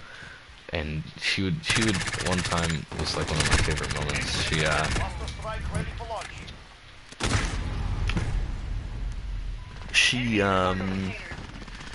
I was sitting where they sold like all the snacks and stuff, right?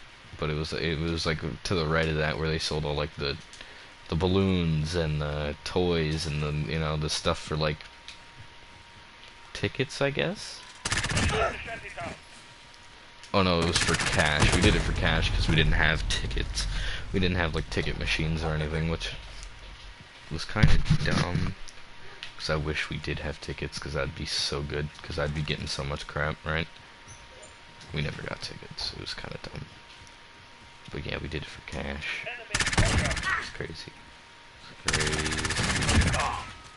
We have a personal radar drone ready for escort. Oh man, I miss the rink, man. A lot of fun crap. She gave me like a lot of chips. She would buy chips anytime she came over. One time she got me like pickle Pringles, I think they were. I don't know. They were good. I said, damn, these are good. She gave me the whole thing of Pringles, and I was so happy. And then one day, like, because my sister, they were conspiring against me. My only fear really was like anything. So like Ruby would be like, kiss me, and I'd be like, I'm good, thanks. No, it's not even that I didn't like her. I was just unsure because, you know, I was little. I can't blame myself. But not to say, and then like one day my sister conspired against me. And my sister goes, Kirk, come here. And like Ruby's on the floor inside the lobby. I'm like, what happened? And she says, she needs a doctor. And I'm like, what have y'all been doing? So like, she have to give her CPR. I said, I don't know how to give CPR. You like, press on her chest. I said, okay, I press on her chest. She grabs my head and like forces a kiss, and I fall back in astonishment of what just happened. I was like, I wouldn't say confused, but I wouldn't say I was like sure of what just happened. I was like, excuse me?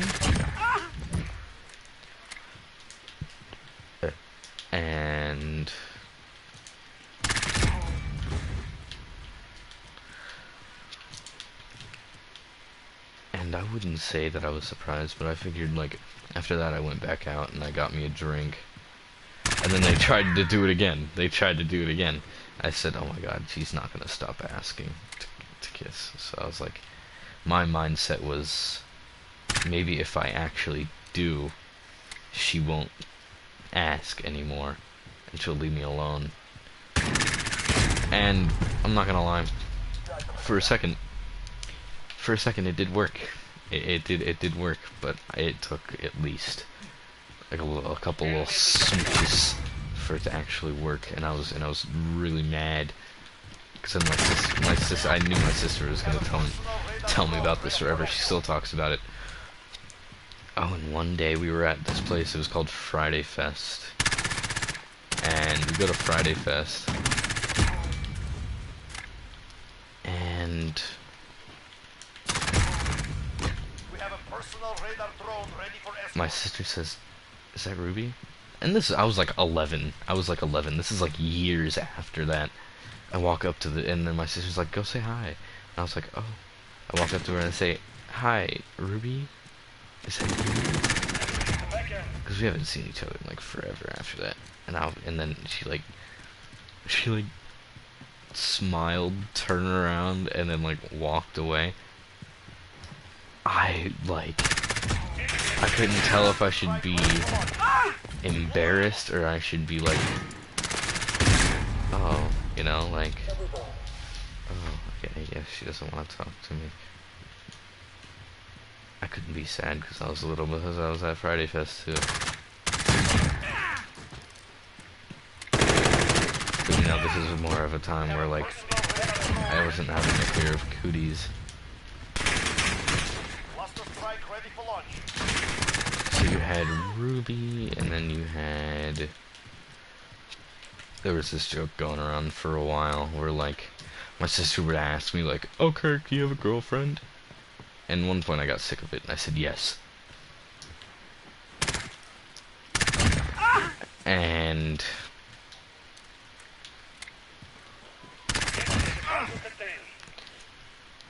And just because my dad at the time was dating this girl named Amanda, I told my sister's like, what's her name? And I go, Amanda. And then my cousin Hunter, being the little crackhead that he is, says, "Is she black?" And I go, "Yep, mm-hmm." And at one point I thought she was gonna see like this sarcasm and take it as a joke. She didn't take it as a joke. This was real to her apparently. And like, God, I screwed myself over because I still get comments. They would be like, "Hey yo, how's Black Amanda?" And I'm like, why? So racist. And it was hilarious. It was hilarious, really, because it was like, Black Amanda, haha, funny laugh. Even though she didn't exist, I kind of just said it, you know, so they would probably leave me alone. They didn't leave me alone. They didn't stop. No matter what I did. We have a personal radar drone ready for escort. I'm gone.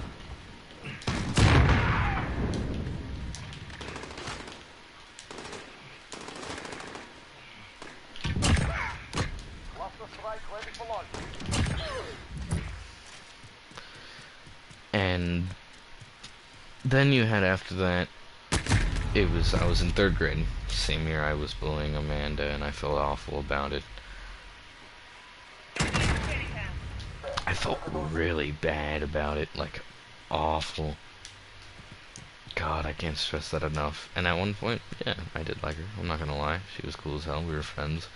And then Cody and them intervened, and I said, "Ha, loser. You know, I don't do that anymore. I'm not gonna..." No, that's something that will never happen again. I'm not gonna bully someone based on other people's opinions on them. Except this kid, Milk Boy, you know. Only Milk Boy gets bullied. That's about it. Enemy at the shanty town. We have a personal radar drone ready for escort.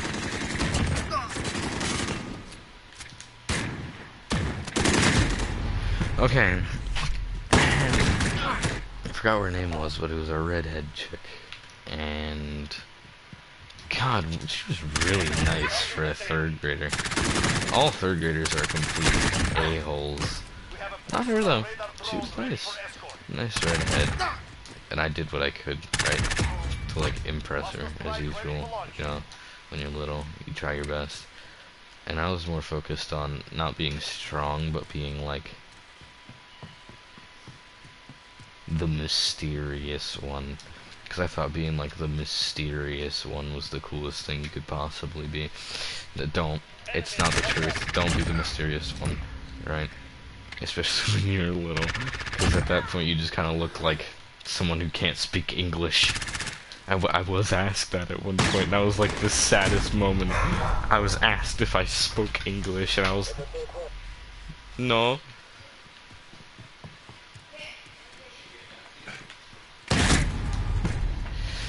God, it was a redhead chick, and like, no matter what I did, she wouldn't talk to me. If 4th grade comes around,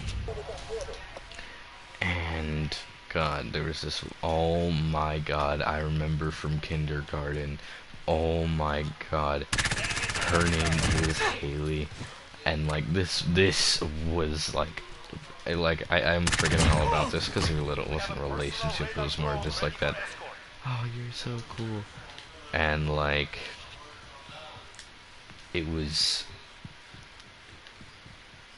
me and Haley, like, dead serious.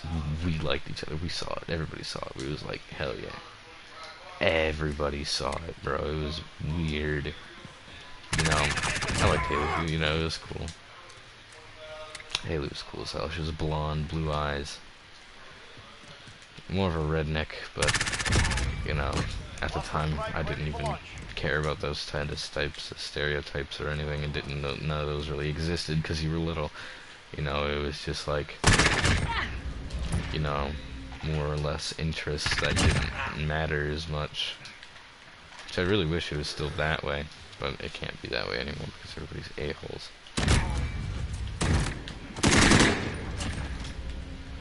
But like,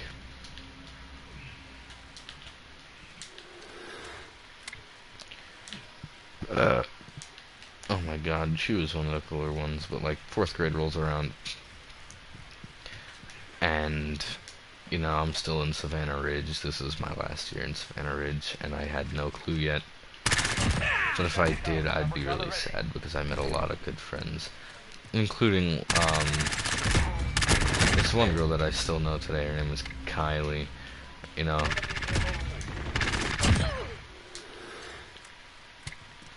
She was, you know, a nice person, you know. I wouldn't necessarily say that I liked her like that as a kid. We were just friends, really. She called me Mustard Pits because at one point she, like, squirted mustard in my armpits. It was awful. And then, like, 4th grade rolls around. I didn't really have anybody that I liked in 4th grade. I was more focused on because my teacher was such an a-hole. I just did not like her at all. I hated my 4th grade teacher so much. I genuinely hope sometimes that she would die. She, like, bullied me a lot. Made fun of me. Didn't like it too much.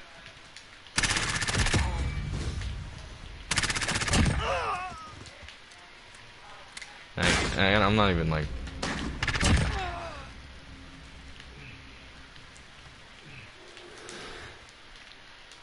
But, like... Yeah, 5th grade rolls around, and I'm in a new school. I moved to a different school. We're gonna call it the worst school, right? It was a K through 8 school, so, you know, my 5th grade teacher was my favorite teacher, Miss Disc, right? And she was probably one of my favorite teachers. Still is. We still talk because my little brother still goes to the worst school. And God, man. And I wouldn't say that I was the best to make friends in 5th grade because I wasn't. I think some of the only friends that I had, you know, everybody was still chill with each other. You know, everybody wasn't so mean. There was this one chick, Janeka, that goes to my high school now, and we don't even talk, but, like, we know who we are, at least, you know. It's recognizable faces. I think I knew her since 5th grade.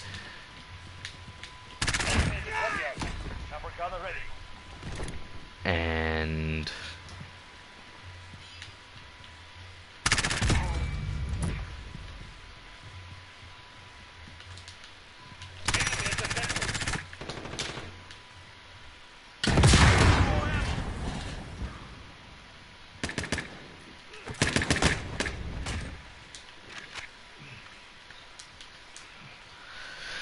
Yeah, and then there was this group of friends. I think it was an Emily and an Olivia. Yeah, and eventually, you know, me and Olivia were friends, but it was always like a cycle between me and them. You know, at one point we wouldn't be friends, and at one point we would be friends. It was very confusing. We were still good friends at the time. I'd like to think we still kind of are, just not like it used to be. And like,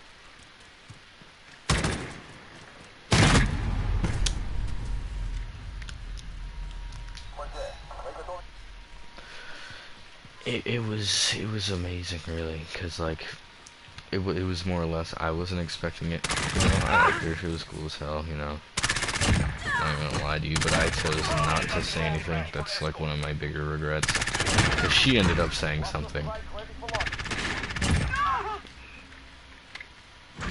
And like, yeah, I was happy, and it was like this kid walked up to me and said, "Yo, Olivia likes you," and I go, "Oh really?" He goes, "Yeah." I go, "Okay."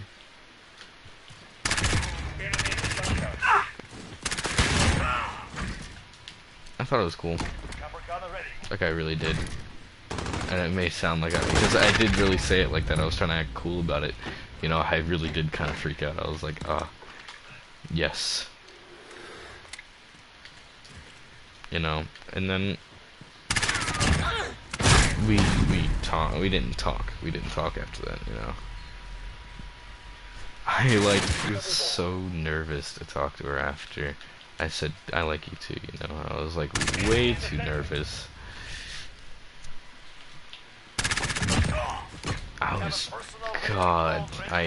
was too nervous, and then eventually she said bye, and I was like, oh, okay. So I was like, it's not like, you know, we actually, you know, said anything or did anything. We were little, you know.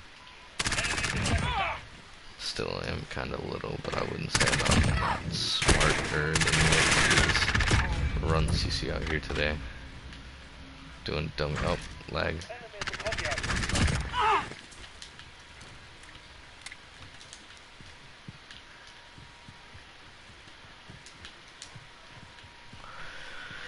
Yeah, she said goodbye, and I'm not even gonna lie to you, I was sad. I was genuinely, I was hurt a little bit, because you know, I was like, oh, my first girlfriend. You didn't do anything. No. At all. Not a single thing. I really talked after she said that. I need 420. I'm gonna hit the nuke on 420. Okay. Oh my god, 420, 69. I cannot let them kill me. I cannot let them kill me.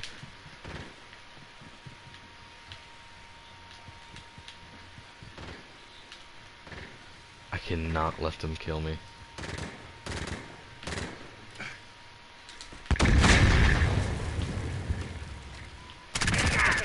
That's two. Come on, come on, come on, come on, come on, come on. Falcon 3-0. Personal radar destroyed. Lost coverage. Enemy at the junkyard. Oh no. Request recon flyover. Copy. Falcon 3-0 en route for personal radar coverage.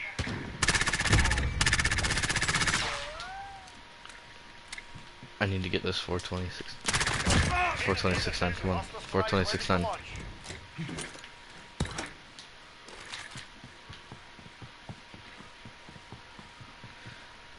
I gotta get this. This is like...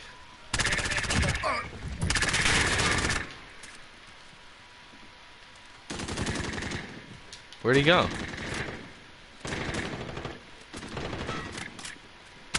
Enemy at the center.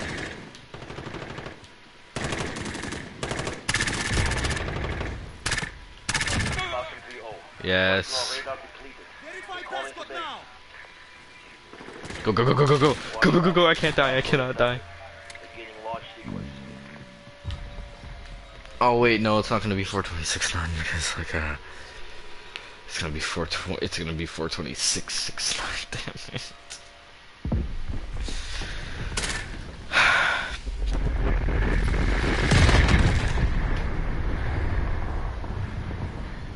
But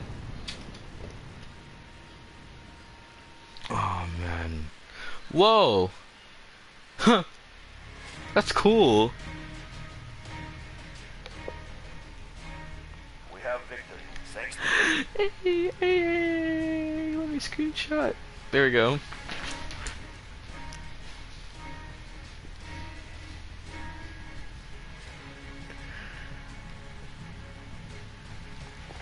But oh my god, I was a little sad. Fast forward to 6th grade, first year of middle school. Met a lot of people that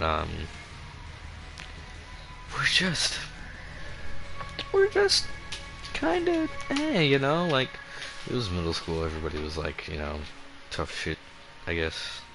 Tough guy, you know. I'm gonna urge, I'm gonna hire, you know.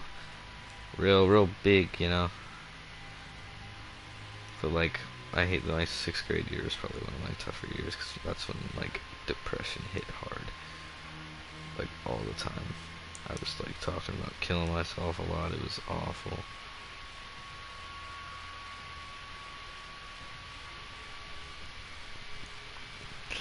But like the weird part, the very weird part is that I talked to so many females. Like I didn't like embrace speech with them. Never had a phone, and when I did, couldn't take it to school. That was a rule. I could not. I could, you know, of course, rules changed over time, but that was the rule until my late 7th, 8th grade year. I could not have a phone. I could not take it to school because that was irresponsible. Right? Okay, I can respect that. I couldn't leave the house because I was, you know, because I always thought that like I was not allowed to leave the house. I was too little to leave the house, so I never asked, nor did I bother. I would never get invited everywhere. So on top of that, that made me more of a I'm gonna stay home and just jack off and play video games type kid, right? And I met a lot of females. We got Brandy, you got Leslie, you got a whole bunch of people that I just met. Fast forward to my 7th grade year, I meet Caitlin and her friend. I liked her friend. I really did. I really did like her friend. And anytime I like approached this female, I couldn't like talk to her, but like I just could not talk to her. And it was like I wanted to, you know. It wasn't like she never gave me like a scold look. She never gave me a scold look, ever. Not once. I've never seen it. God, man. She never gave me a scolded look. She'd always, you know, be nice and inviting, you know. And I guarantee you she probably didn't like me, but that's the truth. That was just, you know. And like and like a lot of my family members just say, you probably have a whole bunch of females that like you. You just never like, you know, try to see that. And I'm like, I don't know who to ask. I don't know who would like me. I'm oblivious to that. But like, I would have no clue. I had no clue if her friend ever liked me. I was kind of sad about it. And God, man, it was cool. You know, I have never had like a relationship through all my middle school years. You know, not a single one at all. 8th grade, I probably got the closest. I was told, you know, that this is when I actually wasn't as bad as I was through the first couple of years. Like, I only had like a couple of friends through my first couple of years of middle school. and it was kind of boring. It really was, because I didn't have anybody to talk to or anything. Fast forward, I meet some of my good friends, Preston and Russell. We don't talk anymore, but like, I feel like I could if I wanted to. Just saying. And I mean, Russell said hi the other day, but like, I feel like they helped me, you know, pull me out of this I want to die type mood, because we just said a whole bunch of dumb crap, and that like, made me more of a clown, if anything. You know, they gave me like this horrible, awful, messed up sense of humor. A lot of N-words were said back in 8th grade. I didn't get beat up for it, because nobody really cared, really.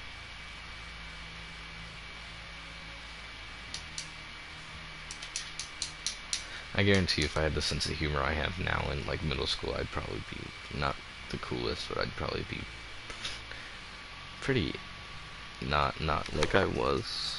It's 9:30. I didn't even realize that. Wow. I'm like, whoa. And no, nobody really liked me. There was this one guy that said, "Oh my God, she likes you," and I said, "What?" And that female was right there. She didn't say a word to me. I didn't want to say anything to her. I said, if she likes me, she will come talk to me. It's just as simple as that. 'Cause I've never talked to this female. I still don't even know her name, actually. My friend Michael does, though. She was blonde, short. You know, she was cool, from what I've seen at least. You know. And then over this high school years, I move on to high school. And for some reason, this has happened every year. I hope it's not a reoccurring thing. Because, like, my first year of high school, my freshman year, you know, a couple weeks in, this female at my table, you know, she adds herself on my Instagram. Yeah, that's cool. That's crazy. And, you know, we start talking. Not like that, but like, not yet, at least.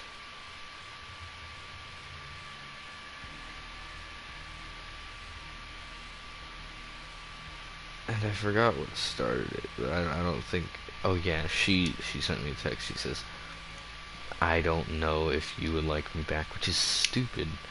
I hate hearing that, because I've heard that twice so far. Twice from 2 different people. We're gonna call this person right here. Whoever sees this will know who it is. At least close friends, close friends. Maybe not like it's Nick, you know, this one Nick that I know, but a couple people will know who it is. Maybe Sandro, definitely Sandro at least, and then the person who I'm talking about will know who they are. But yeah, she sends me this over text, and I'm like, yes. You know, I was like, heck yeah. She wasn't ugly. She wasn't like ugly or anything. She kept putting herself down though. She would always talk about suicide, and really, it was not helping me. It was hindering me, you know. And honestly, it was because I could not deal with the stress that I was given at the time. Like my grades and stuff, and it just got so annoying. So like, my grades were to do better. My mom gets on my ass. She says it's because of that female, isn't it? Keep in mind that we never really did anything. Like, I never got to take her places, which I really wanted to do. There was this one thing where I just could not stand it. So, like, when I'm more of a private person when it comes to, like, kissing and crap, really. because like I'd rather not do it in front of 482 people. But they like want, and then those people want to see that, and I'm like, no, I kind of just don't want to do it like that, really.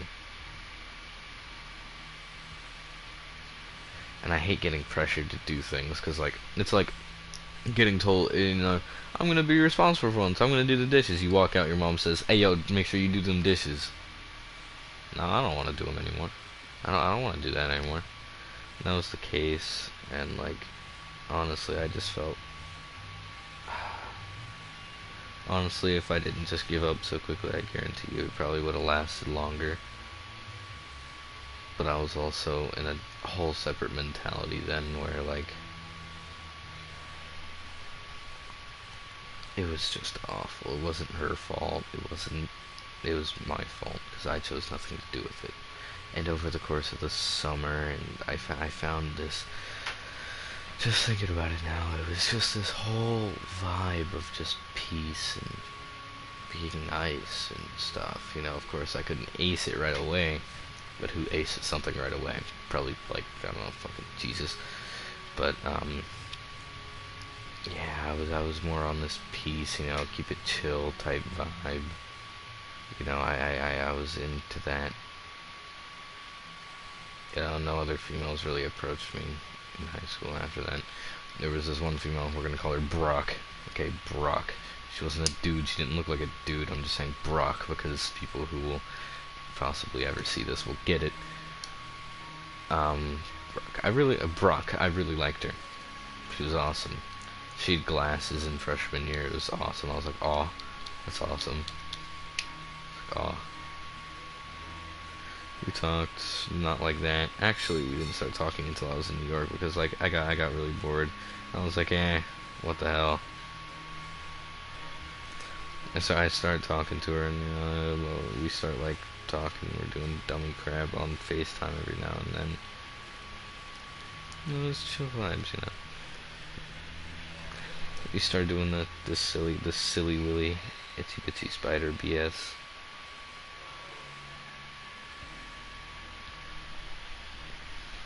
I don't know what Itsy Bitsy Spider has to do with it, but yeah, it was exactly that. The best way I could put it was, you know, she didn't like me though. I liked her. Brock didn't like me,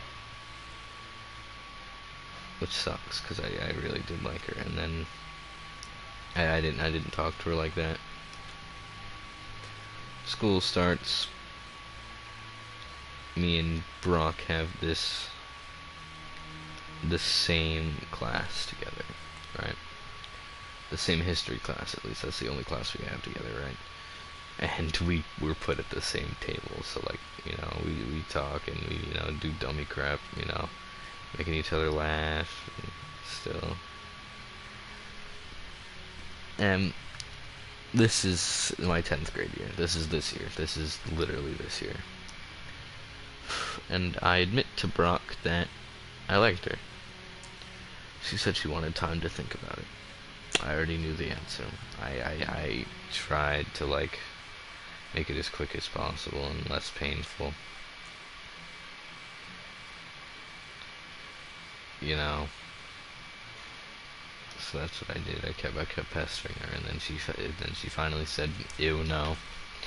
That put me in like a depressive state.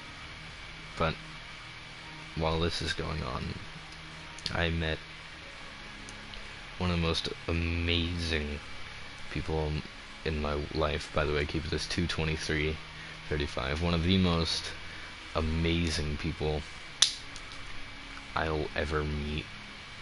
Honestly, it's because like there was so much care behind this person. Alright, we're gonna call this person Butterfly. Okay. Right? Soaked, you know, it was, oof. This person, right here, easily one of the better people I've ever met in my entire life. Through my life of seeing so many things and so many people doing so many horrible things. I've seen so many awful things. I've seen so many awful people. I've seen so much. I finally met someone who was goodwill, smart, and funny as shit. You know, had the same, literally, almost like the same interests as me. Of course, there was smaller differences, but I didn't even care about that. This person was gnarly. And the funny part is that I get the first day into that classroom. My first day into that class, or my second day actually, was her first day. And then she sat at my table, and we both hated we both hate our math teacher. Well, we both hated our math teacher, and I'll get to why I say we did. And we did so much, so I'd be like, Mr. Luzzi sucks ass cheeks, you know. And then I showed her the meme page that I have, and it's cool as hell, man. And this is gonna be a long story time right here. This is probably gonna last until I go to bed, because there's just so much. And like, we're bullying the hell out of Mr. Lucy. I show her the meme page. She has the PlayStation, and I'm like, yeah, hell yeah, you know. I was like, video game epic gamer moment, guys. Hey guys, hey, you know, I feel like I had a goofier attitude at that sort of the year. I probably did. If I haven't changed, I think that's just me, you know, looking into it too much. And honestly, she was cool as hell. She would invite me to do things like, yo, you should totally like come to McDonald's with us at one time. And I said, I can't, I got stuff to do. You know, I was like, oh, okay, you know, I got stuff to do. Then eventually she was like, wanna come to McDonald's? And at this time we were making jokes about McChickens. We go, McChicken, right? We thought that was the funniest meme of the century. That and milk. It was hysterical. Butterfly now, you know, invites me to go to McDonald's. And I call my mom, I'm like, hey mom, can I go to McDonald's with my friend? And then she goes, sure, yeah, you know, go have fun, just be home, be safe, you know. So I go, okay. And we go to McDonald's. She buys me a McChicken, and I felt awful because like she didn't eat, and I was like, well, why didn't she order herself something?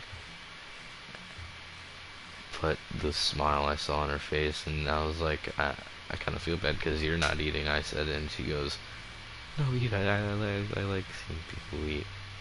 And she smiles at me while I'm eating this McChicken. I'm just going, nom, just eating this McChicken down, right? And I could not stress enough. The smile on her face was just awesome. It was me, my friend Raheem, Butterfly, and her friend that had the car. And she drove me to McDonald's, and then we were in this truck, right? I believe it was either a truck or just a smaller car, and then we went and got a truck later. And she brings me to her house, and I meet her dog, her family. I say hi to her uncle, what I just mentioned. Then I believe I said hi to her uncle's girlfriend. Sorry. And you know, I was nervous. I really was, because like I never really went places. I really was. I was like, I really hope they like me, because like this place is cool as hell. And I went over like every other day, and I would just play Call of Duty with her. And the problem is that like at the time I liked her. I did like that. I was like, this is who I like, and nobody can change that. Then I found out she had a boyfriend, and I kind of just, I didn't fall into a depression. Actually I did. That this is around the same time where I asked Brock, and then she said, ew, no, she had a boyfriend. Butterfly had a boyfriend, right? Well, Cookie had a boyfriend. We'll call her Cookie from now on. Cookie had a boyfriend, or Cereal. Yeah, Cereal had a boyfriend at the time. And you know, I was a little bummed out about it, but like, eventually, she got into an argument with her boyfriend, and they got into a fight that split them up. And around the same time, I asked Brock if she liked me, and Butterfly, I didn't know, but Butterfly liked me too. And Butterfly, Cookie, Cereal, she liked me. She did, and I had no clue. There's a lot of stuff. She even came over to my house. She'd take pictures. She'd do dumb crap. It was, and it was just so awesome. I had no clue. I was clueless. I was gone, right? And then I asked Brock, and then I show Cookie that I asked Brock, because I really thought we would just be friends, because I didn't know if she was, you know, her having a boyfriend would be a problem, really.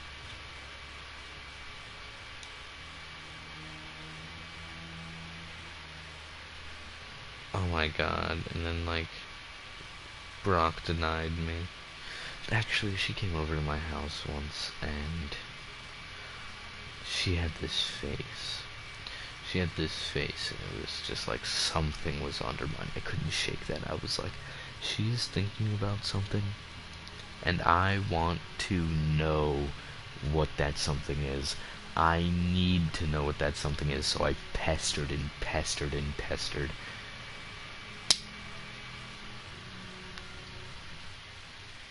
And then finally, I got a kiss on the cheek. And then I was like shook. I was like, I was like shook. I was like, whoa. My heartbeat went from a casual bump bump to an easy jet engine, freaking explosive something. It was, God, I like jumped, and then when it was time for her to leave, because her uncle's girlfriend was gonna pick her up, so it was time for her to leave. It was either because she had an Uber. Yeah, she had an Uber. And before she left, I gave her a lot of hugs, and I gave her another kiss on the cheek. But I was like so nervous. I said, "Oh, I forgot to pay you back." Oh. Oh man, I don't regret that. I was like, and I get the rack on the cheek. Twice, two times. I remember that. Once in my room, and then once when you were at the door, and then I still walked you to the car. And then there was something.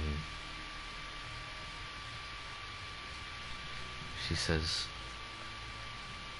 I want to tell you something, but I'm afraid it will change things. And I sat on that for so long. But actually, yeah, that's what I asked her before that. I was like, what's on your mind? She says, nothing, because I don't want it to change things. She didn't want to tell me. She was like hesitant. I said, I want to figure it out. I'm gonna figure it out. And I pushed myself. I pushed myself so hard. I was like, I need to figure this out. But I'm not gonna lie, I kinda knew. I kinda knew. I had a vague idea. But I didn't want to assess that idea before assessing everything else first. I was like, maybe it's something serious. Maybe she's like going through something. I don't know. But then eventually I was just like, you like me, don't you? And no response. She saw my message, no response. And I was like, oh, I must have been really wrong then, cause like I thought she read the message and she was just like laughing about it in the corner, like, bro, this dumbass little kid thought I liked him. Like, nah, it wasn't like that. And we had school the next day, and she would come to our table at the first hour, the first lunch. We have one lunch, and we have like different time lunches for like different, like seniors have B lunch, which is like later in the day, and freshmen and sophomores have it earlier in the day, but some seniors would have it earlier in the day, and some like sophomores would have it later in the day or something like that. It was like a weird mix, but she would come stand at our table with us because our table, we didn't have seats right away. So she would come stand at our table with us, and I was expecting to see her there. She was at school. I didn't know that she was at school, but I just knew. I like knew she would be. And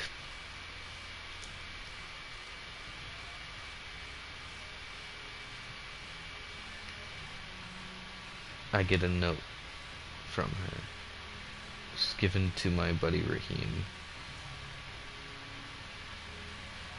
And Butterfly wrote this not excessive, but extended note. It's basically telling me that she liked me, and that was the truth. And that was the second time. Cookie was the second one to say, I'm not sure if you would like me back. And it was also around the same time I asked Brock out. She says, I guess I should be happy for you. And I know this is more private business, but like I'm not giving out names or anything. And Cookie gives me this note saying, you know, I don't know if you feel the same way, you know, I guess I should be proud of you and stuff, because I asked Brock out.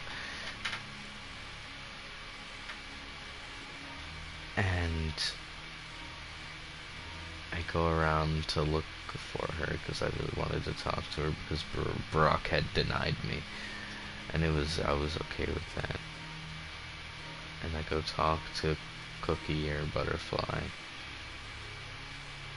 and I said, well, we gotta talk about it, okay? We can really figure it out and stuff, right?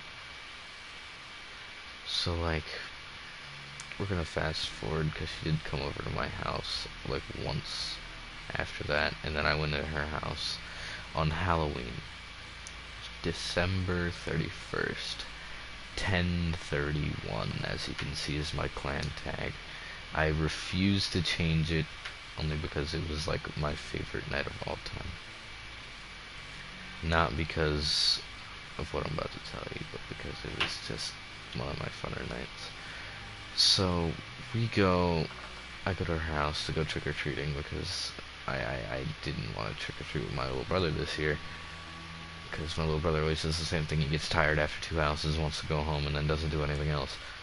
So Jalen didn't have anybody to go trick-or-treating with, and I said, that's fucked up. That is really fucked up. So I said, no, I'm not going to leave this person to stay at home and trick-or-treat by herself. So I went over and she did my makeup. And she does hers. She was a clown. I was like this skeleton thing. I forgot what it was, but it looked cool as hell. It looked good as hell. She did really good on the makeup. and she did her makeup really good with limited supplies. I mean, like, limited supplies. Like, my mom has like 4,000 things of makeup, and I know that's like, I'm talking limited supplies. She didn't have a whole lot, really. She did amazing with what she could, with what she had. And again, I can stand behind that and say, damn, good job. I'm beyond proud. Like, honestly, I'm gonna send Butterfly the link to this later so she can listen to it, or at least hear it. But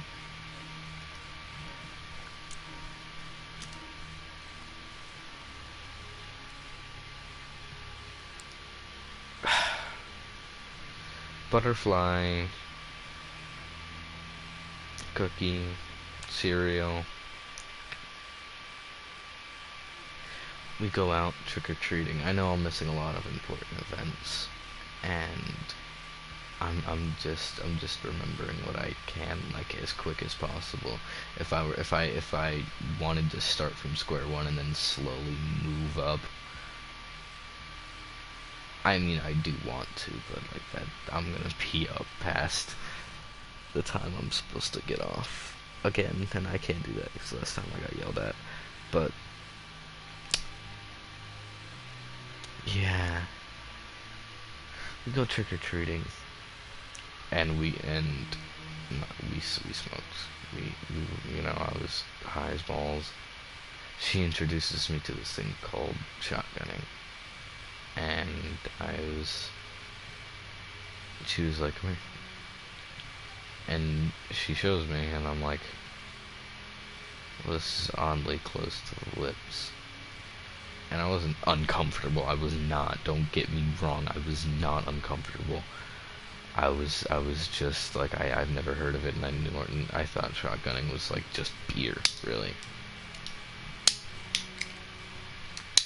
So like, I didn't know what this was, and like, she introduces me to it, and like, I do it like 3 or 4 times, maybe three tops actually.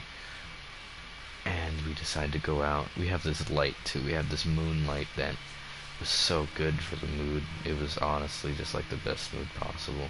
We were in this unfinished house, and it was honestly amazing. So we start walking, and I start saying dumb crap. We walk up to this Chinese lady's house, and we go.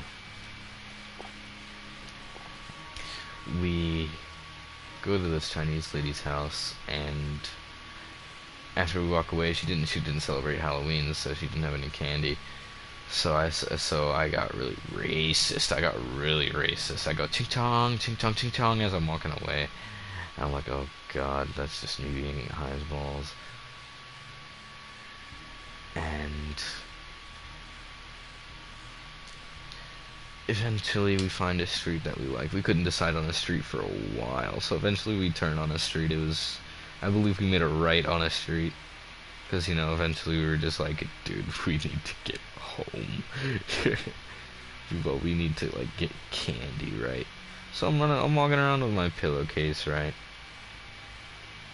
And we stopped by a couple of houses, and we met this one lady that was cool as hell. She gave us a whole bar of chocolate, like cool people style. Gave us a whole bar of chocolate. Then there was this one old guy that was really cool and talked to us. Right? It was just me and Jay though, and that was probably one of the better nights of my life. Where it was just me and Jay walking around doing silly crap, right?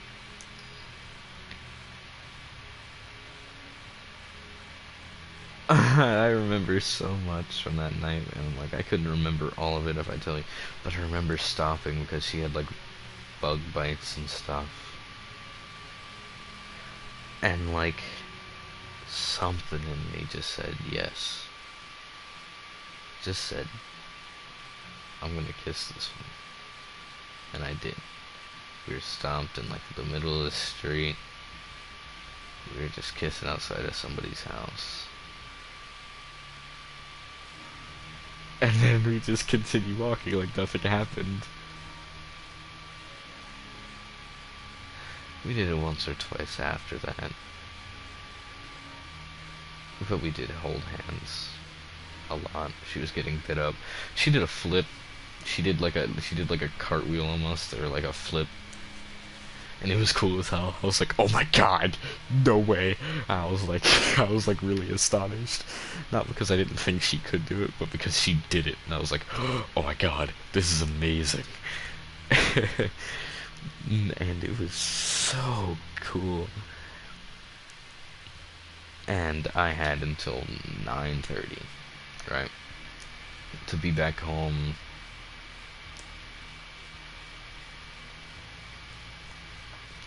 And I think I had my mom pick me up that night, but we start walking back after getting our candy because I didn't want to be late to go home, and it was just understandable because like I didn't want to get in trouble and she didn't want me to get in trouble either. But we had that much time to spare, so we go to the abandoned house one more time. I thought I shotgunned at least one more time, maybe once. And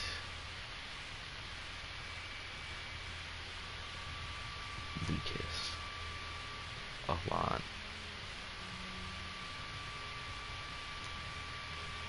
And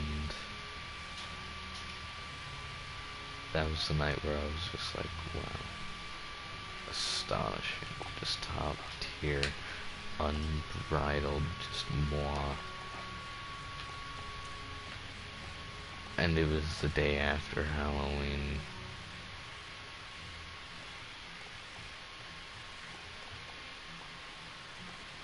And then it was a couple days after, I believe. It wasn't Thanksgiving, it was Jay's birthday. Sorry, I don't even know why I confused it with, I just said her name, but yeah, Jay. It was her birthday. You know, I tried to keep it a little private, but I guess not, you know. Yeah, Jay, I go to her house on her birthday. Actually, I stayed the night right before her birthday, right? Because that was the goal. We were gonna go to the beach, and we were just gonna do a whole bunch of dumb crap and stuff and such. And nobody was there except for me, her, and her friend. I forgot his name. I can't quite pinpoint it, but her friend was the guy with the car that took us to McDonald's. And eventually, you know, that guy ditches her on her birthday. And I felt awful. I don't know how else to describe it. Like, I was just like, who would just do that? She got mad at him. We left her stuff in his car, and we got mad. Well, she got mad because he abandoned him. I ended up only being one of the only people besides her uncle and her uncle's girlfriend at her house. And I was so happy to spend it with them.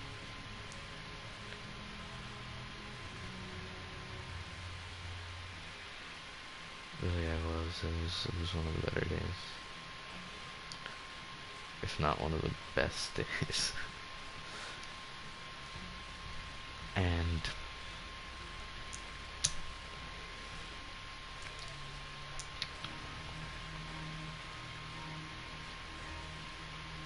yeah, we kissed a lot that day.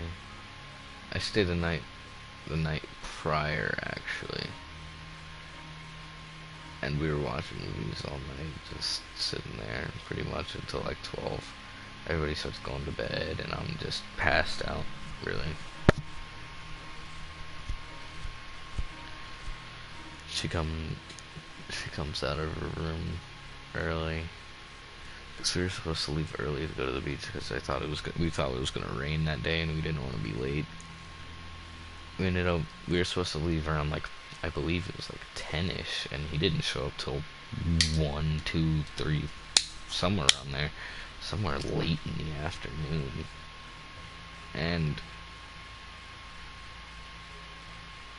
Jay only really wanted to go to the beach. Like, we were dressed to go to the beach. Like, that was the goal. The beach. And we couldn't go there, so we just... And then he basically abandoned us for his girlfriend, which is understandable. Not to abandon, but to... You know, side his girlfriend, but his girlfriend was supposed to come with us to the beach. And she got really jealous, not Jay, but that dude's girlfriend. So he dropped off our stuff twice after meeting a major a-hole.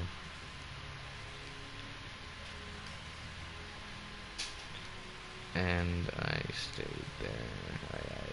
I stayed there with her until late, and I had somebody pick me up because I don't have a ride. I didn't have a bike. I didn't have any way to get there. If I did have a bike, it would have made it a lot less stressful. I promise.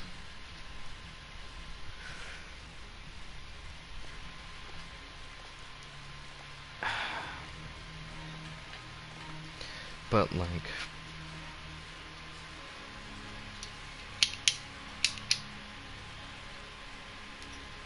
I don't regret anything. And then it was a couple days after where our family was at our house. So we go over there and we go back to the abandoned house a couple times. And like, I don't think until one time she came over to my house and well, I'm not gonna explicitly say this on the stream, but you know, yeah, Ooga Booga happened. Ooga Booga, some Explooga Booga happened. And we didn't really decide until then that we were something. Well, this was before her family showed up at her house, but when her family did show up at her house, you know, I was a white boy.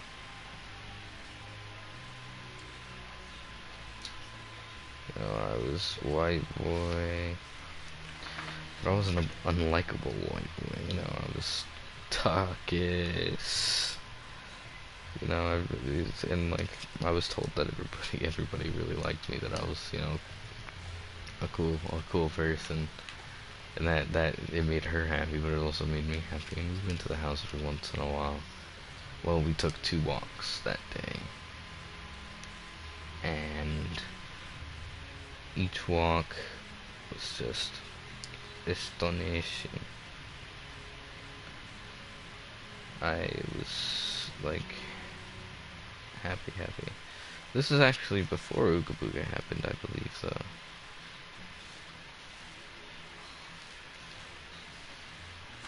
Yeah, I believe this was before Ooga Booga happened.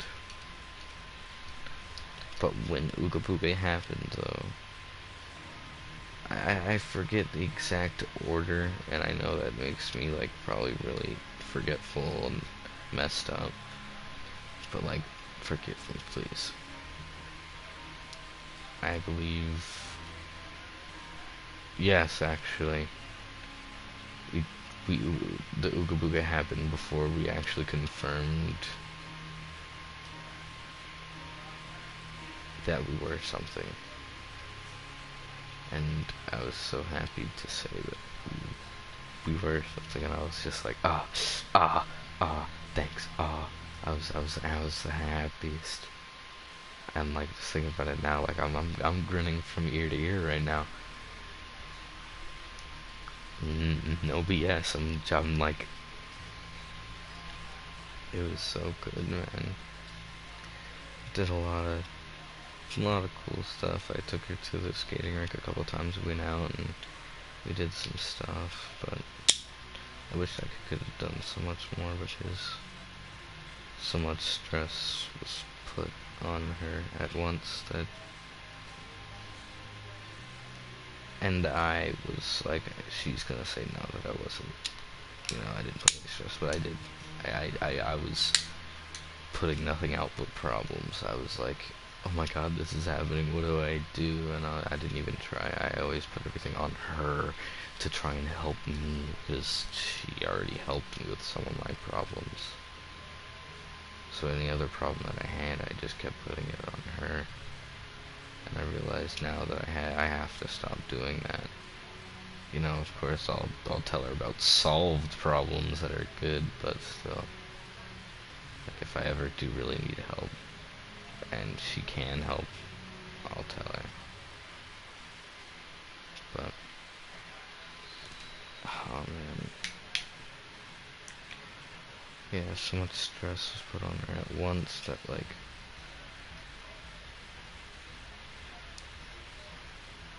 she had to make a really hard choice. A really hard choice, and honestly,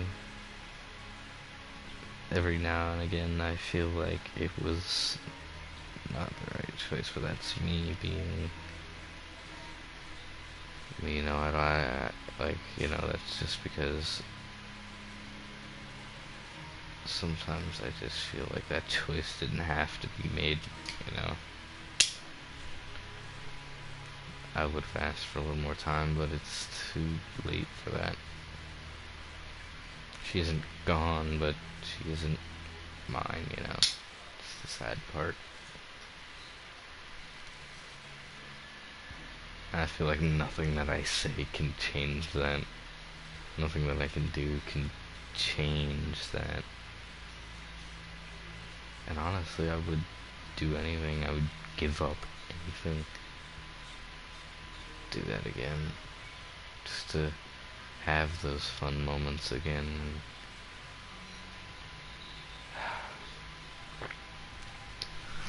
She's gonna see this clip and she's gonna get to this part and she's probably not gonna wanna, she probably will listen, but she's probably gonna tear up a little. I don't blame her though. She has every right to just not be uncomfortable, but just not like the situation. Both didn't like the situation, and it hurt us both, really. We hated the fact that we had to deal with that situation, and I know, like, a lot of y'all are gonna be like, what the fuck, that I'm still talking about this, but, like, I don't care. This is what I want to talk about. This is me wanting to talk about what I want to talk about. Yeah, but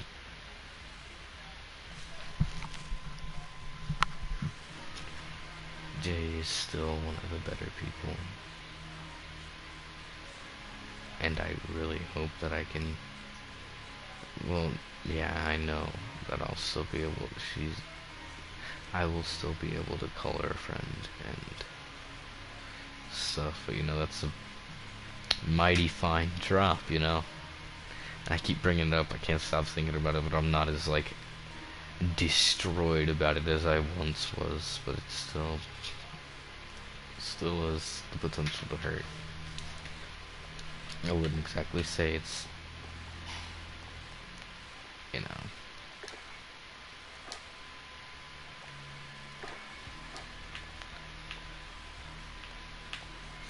I'm just saying that, like,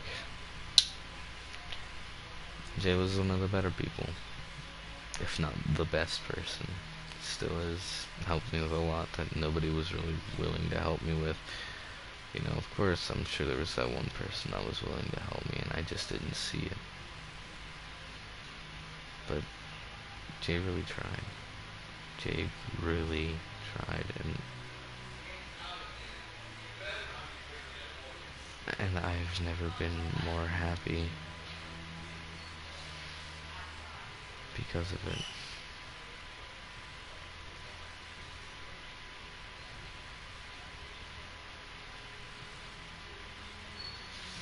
And Jalen, if you're still, if when I send this to you and you're still listening almost an hour after I've been talking, I love you. And that's that.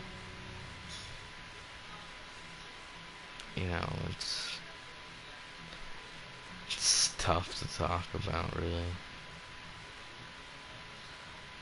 Of course, we're still friends, and here, let me just put this out there. I get jealous easy. I hate being left on red always, Not that it's your fault, not that it's your, don't take this the wrong way. You're not doing anything wrong. When I get left on red, I'm kind of just like, I kind of get like a little sad, that's all. But that's me. That's just me. That's something that's like, you may not have time to respond to the message. That's on me if I get sad, That's not you. Okay? I'm not saying you have to respond. I'd rather have a good response than just a K, Which is what I gotta understand, Because, like, if I get a K, it's gonna hurt worse. Like, oof.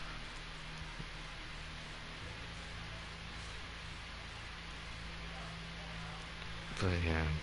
Oh, the reason why I call her Cereal is because of numerous things. I gave her a seal, a stuffed seal from SeaWorld that I call Cereal. Cereal the Seal. And I gave it to her as like a gift along with a couple jackets. You still have a lot of my jackets, by the way. Not that I want them back. I mean, yeah, I'm gonna need to switch out eventually. Like, I'll trade you jackets, but like, you have a lot of my jackets. You have a lot of my jackets, and it's funny. I mean, of course, I still have a shit ton of jackets myself, and I still do get more jackets, but, like, you have a lot of my jackets, just my clothes in general. It's not a problem, though, but I just think it's funny. It's like I got 2 closets. But, oh, man. I've been streaming for 3 hours, and 2 hours was just me talking about my past and Jalen,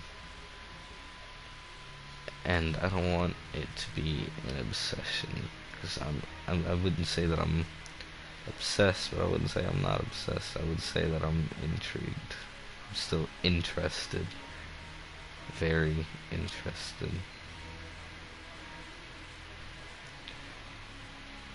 And at this point, I'm just saying it. Just say it. Because that's the truth. I'm still astonishingly interested. But you made a really tough decision that I wish didn't have to be made, but it had to. And maybe years from now, something will happen where I'll meet you again under different circumstances. Of course, we're not gonna know each other, but maybe in the future we can get back together under different circumstances where, I have a car, you have a car, I have a house, because I'm gonna have a house. Like, guaranteed. By the time I'm 18, I'm moving out.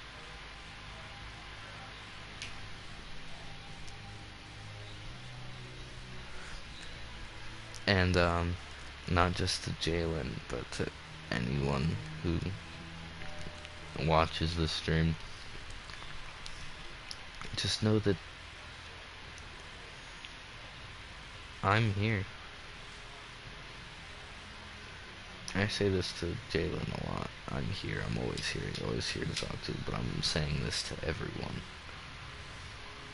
If you need someone to talk to, someone to just vent to, hell, you could even insult me if it makes you feel better. Come talk to me. I'm never gonna say no. And Jalen, something's happening with you at the moment, and you're trying to keep me updated, and I understand that. You know, of course, it's not easy to keep me updated when everything's, you know, difficulty, you know. But just want you to know that everything's gonna be alright. And you know, if you've watched everything before this, you know, it may not be historically accurate or well put together in like chronological order. It's a lot of the happy moments I remember. Some of the happy moments, like the bridge, I'm not gonna say much about, because that's more of an us thing, you know. That's more between me and you. And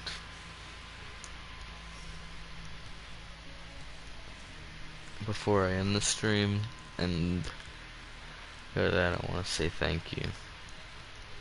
Thank you to everyone who dealt with my BS. Anyone who was willing to stick by me. Anyone who was just nice to me.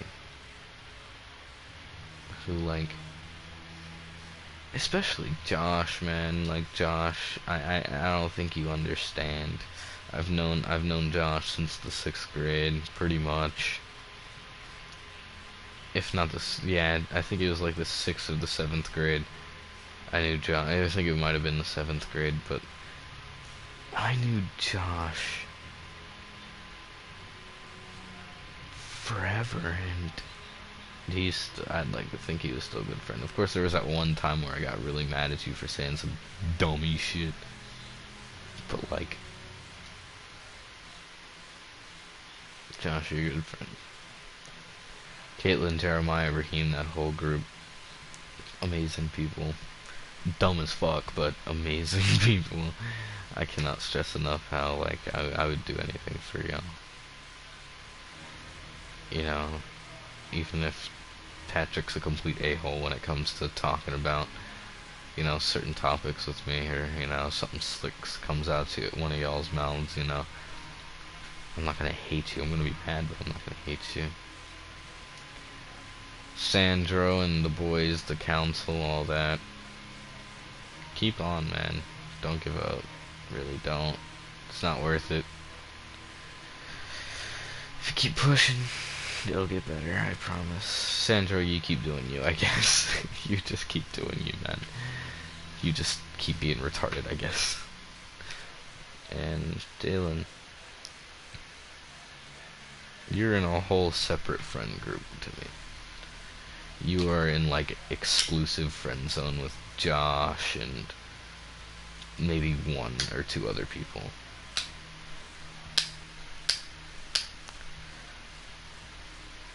You are in an exclusive friend zone.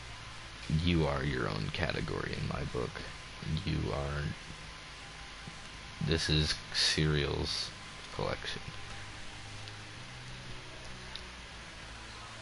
Whatever's going on with you right now, whatever's hurting you, whatever's putting you down, whatever's fucking you up right now, whatever you need time to figure out, I'm okay. Well, that was a little weird, because, like, that was really off topic, but it's gonna be okay. It'll get better, it may not seem like it, may not look like it at all sometimes, but it will. Promise.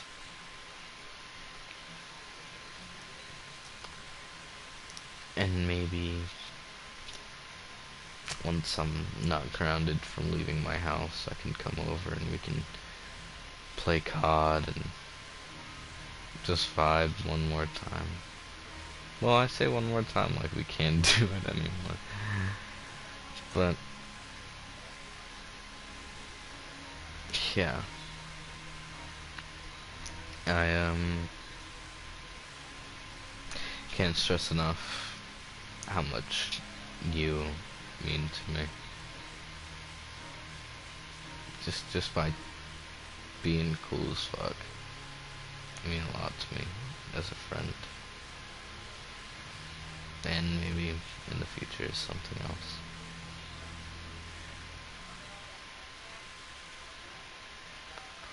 And this is probably the first time I've opened myself up for the internet to see.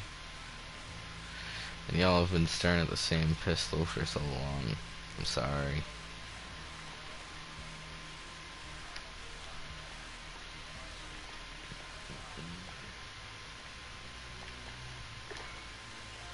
This class is pretty good though. It's not bad, it could be better. I'm sure there's something that like it makes it really good. But yeah. Jalen, Josh, Jeremiah, Raheem, Caitlin, Shauna, Michael, all my friends that I've ever had. I wish you guys have a great day. And if anything were to happen to me, just this isn't like a goodbye letter or anything. This is just, you know, a video for the internet to see. I want y'all to know that I'm okay.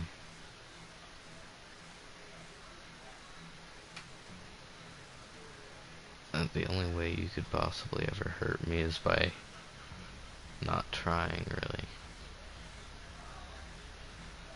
Or just not caring, really. And I can tell if you care. But it's okay.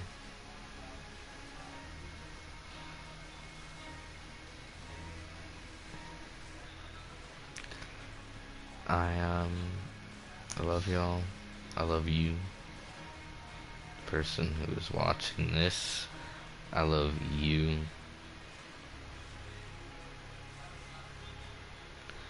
Good night. It's been hell of a time. Thank you so much. And just, wow, Jalen being one of the best people I've ever met. God damn, that was the whole conversation. Alright, I'm sorry. Good night. Love y'all. One last time. Josh being a cunt.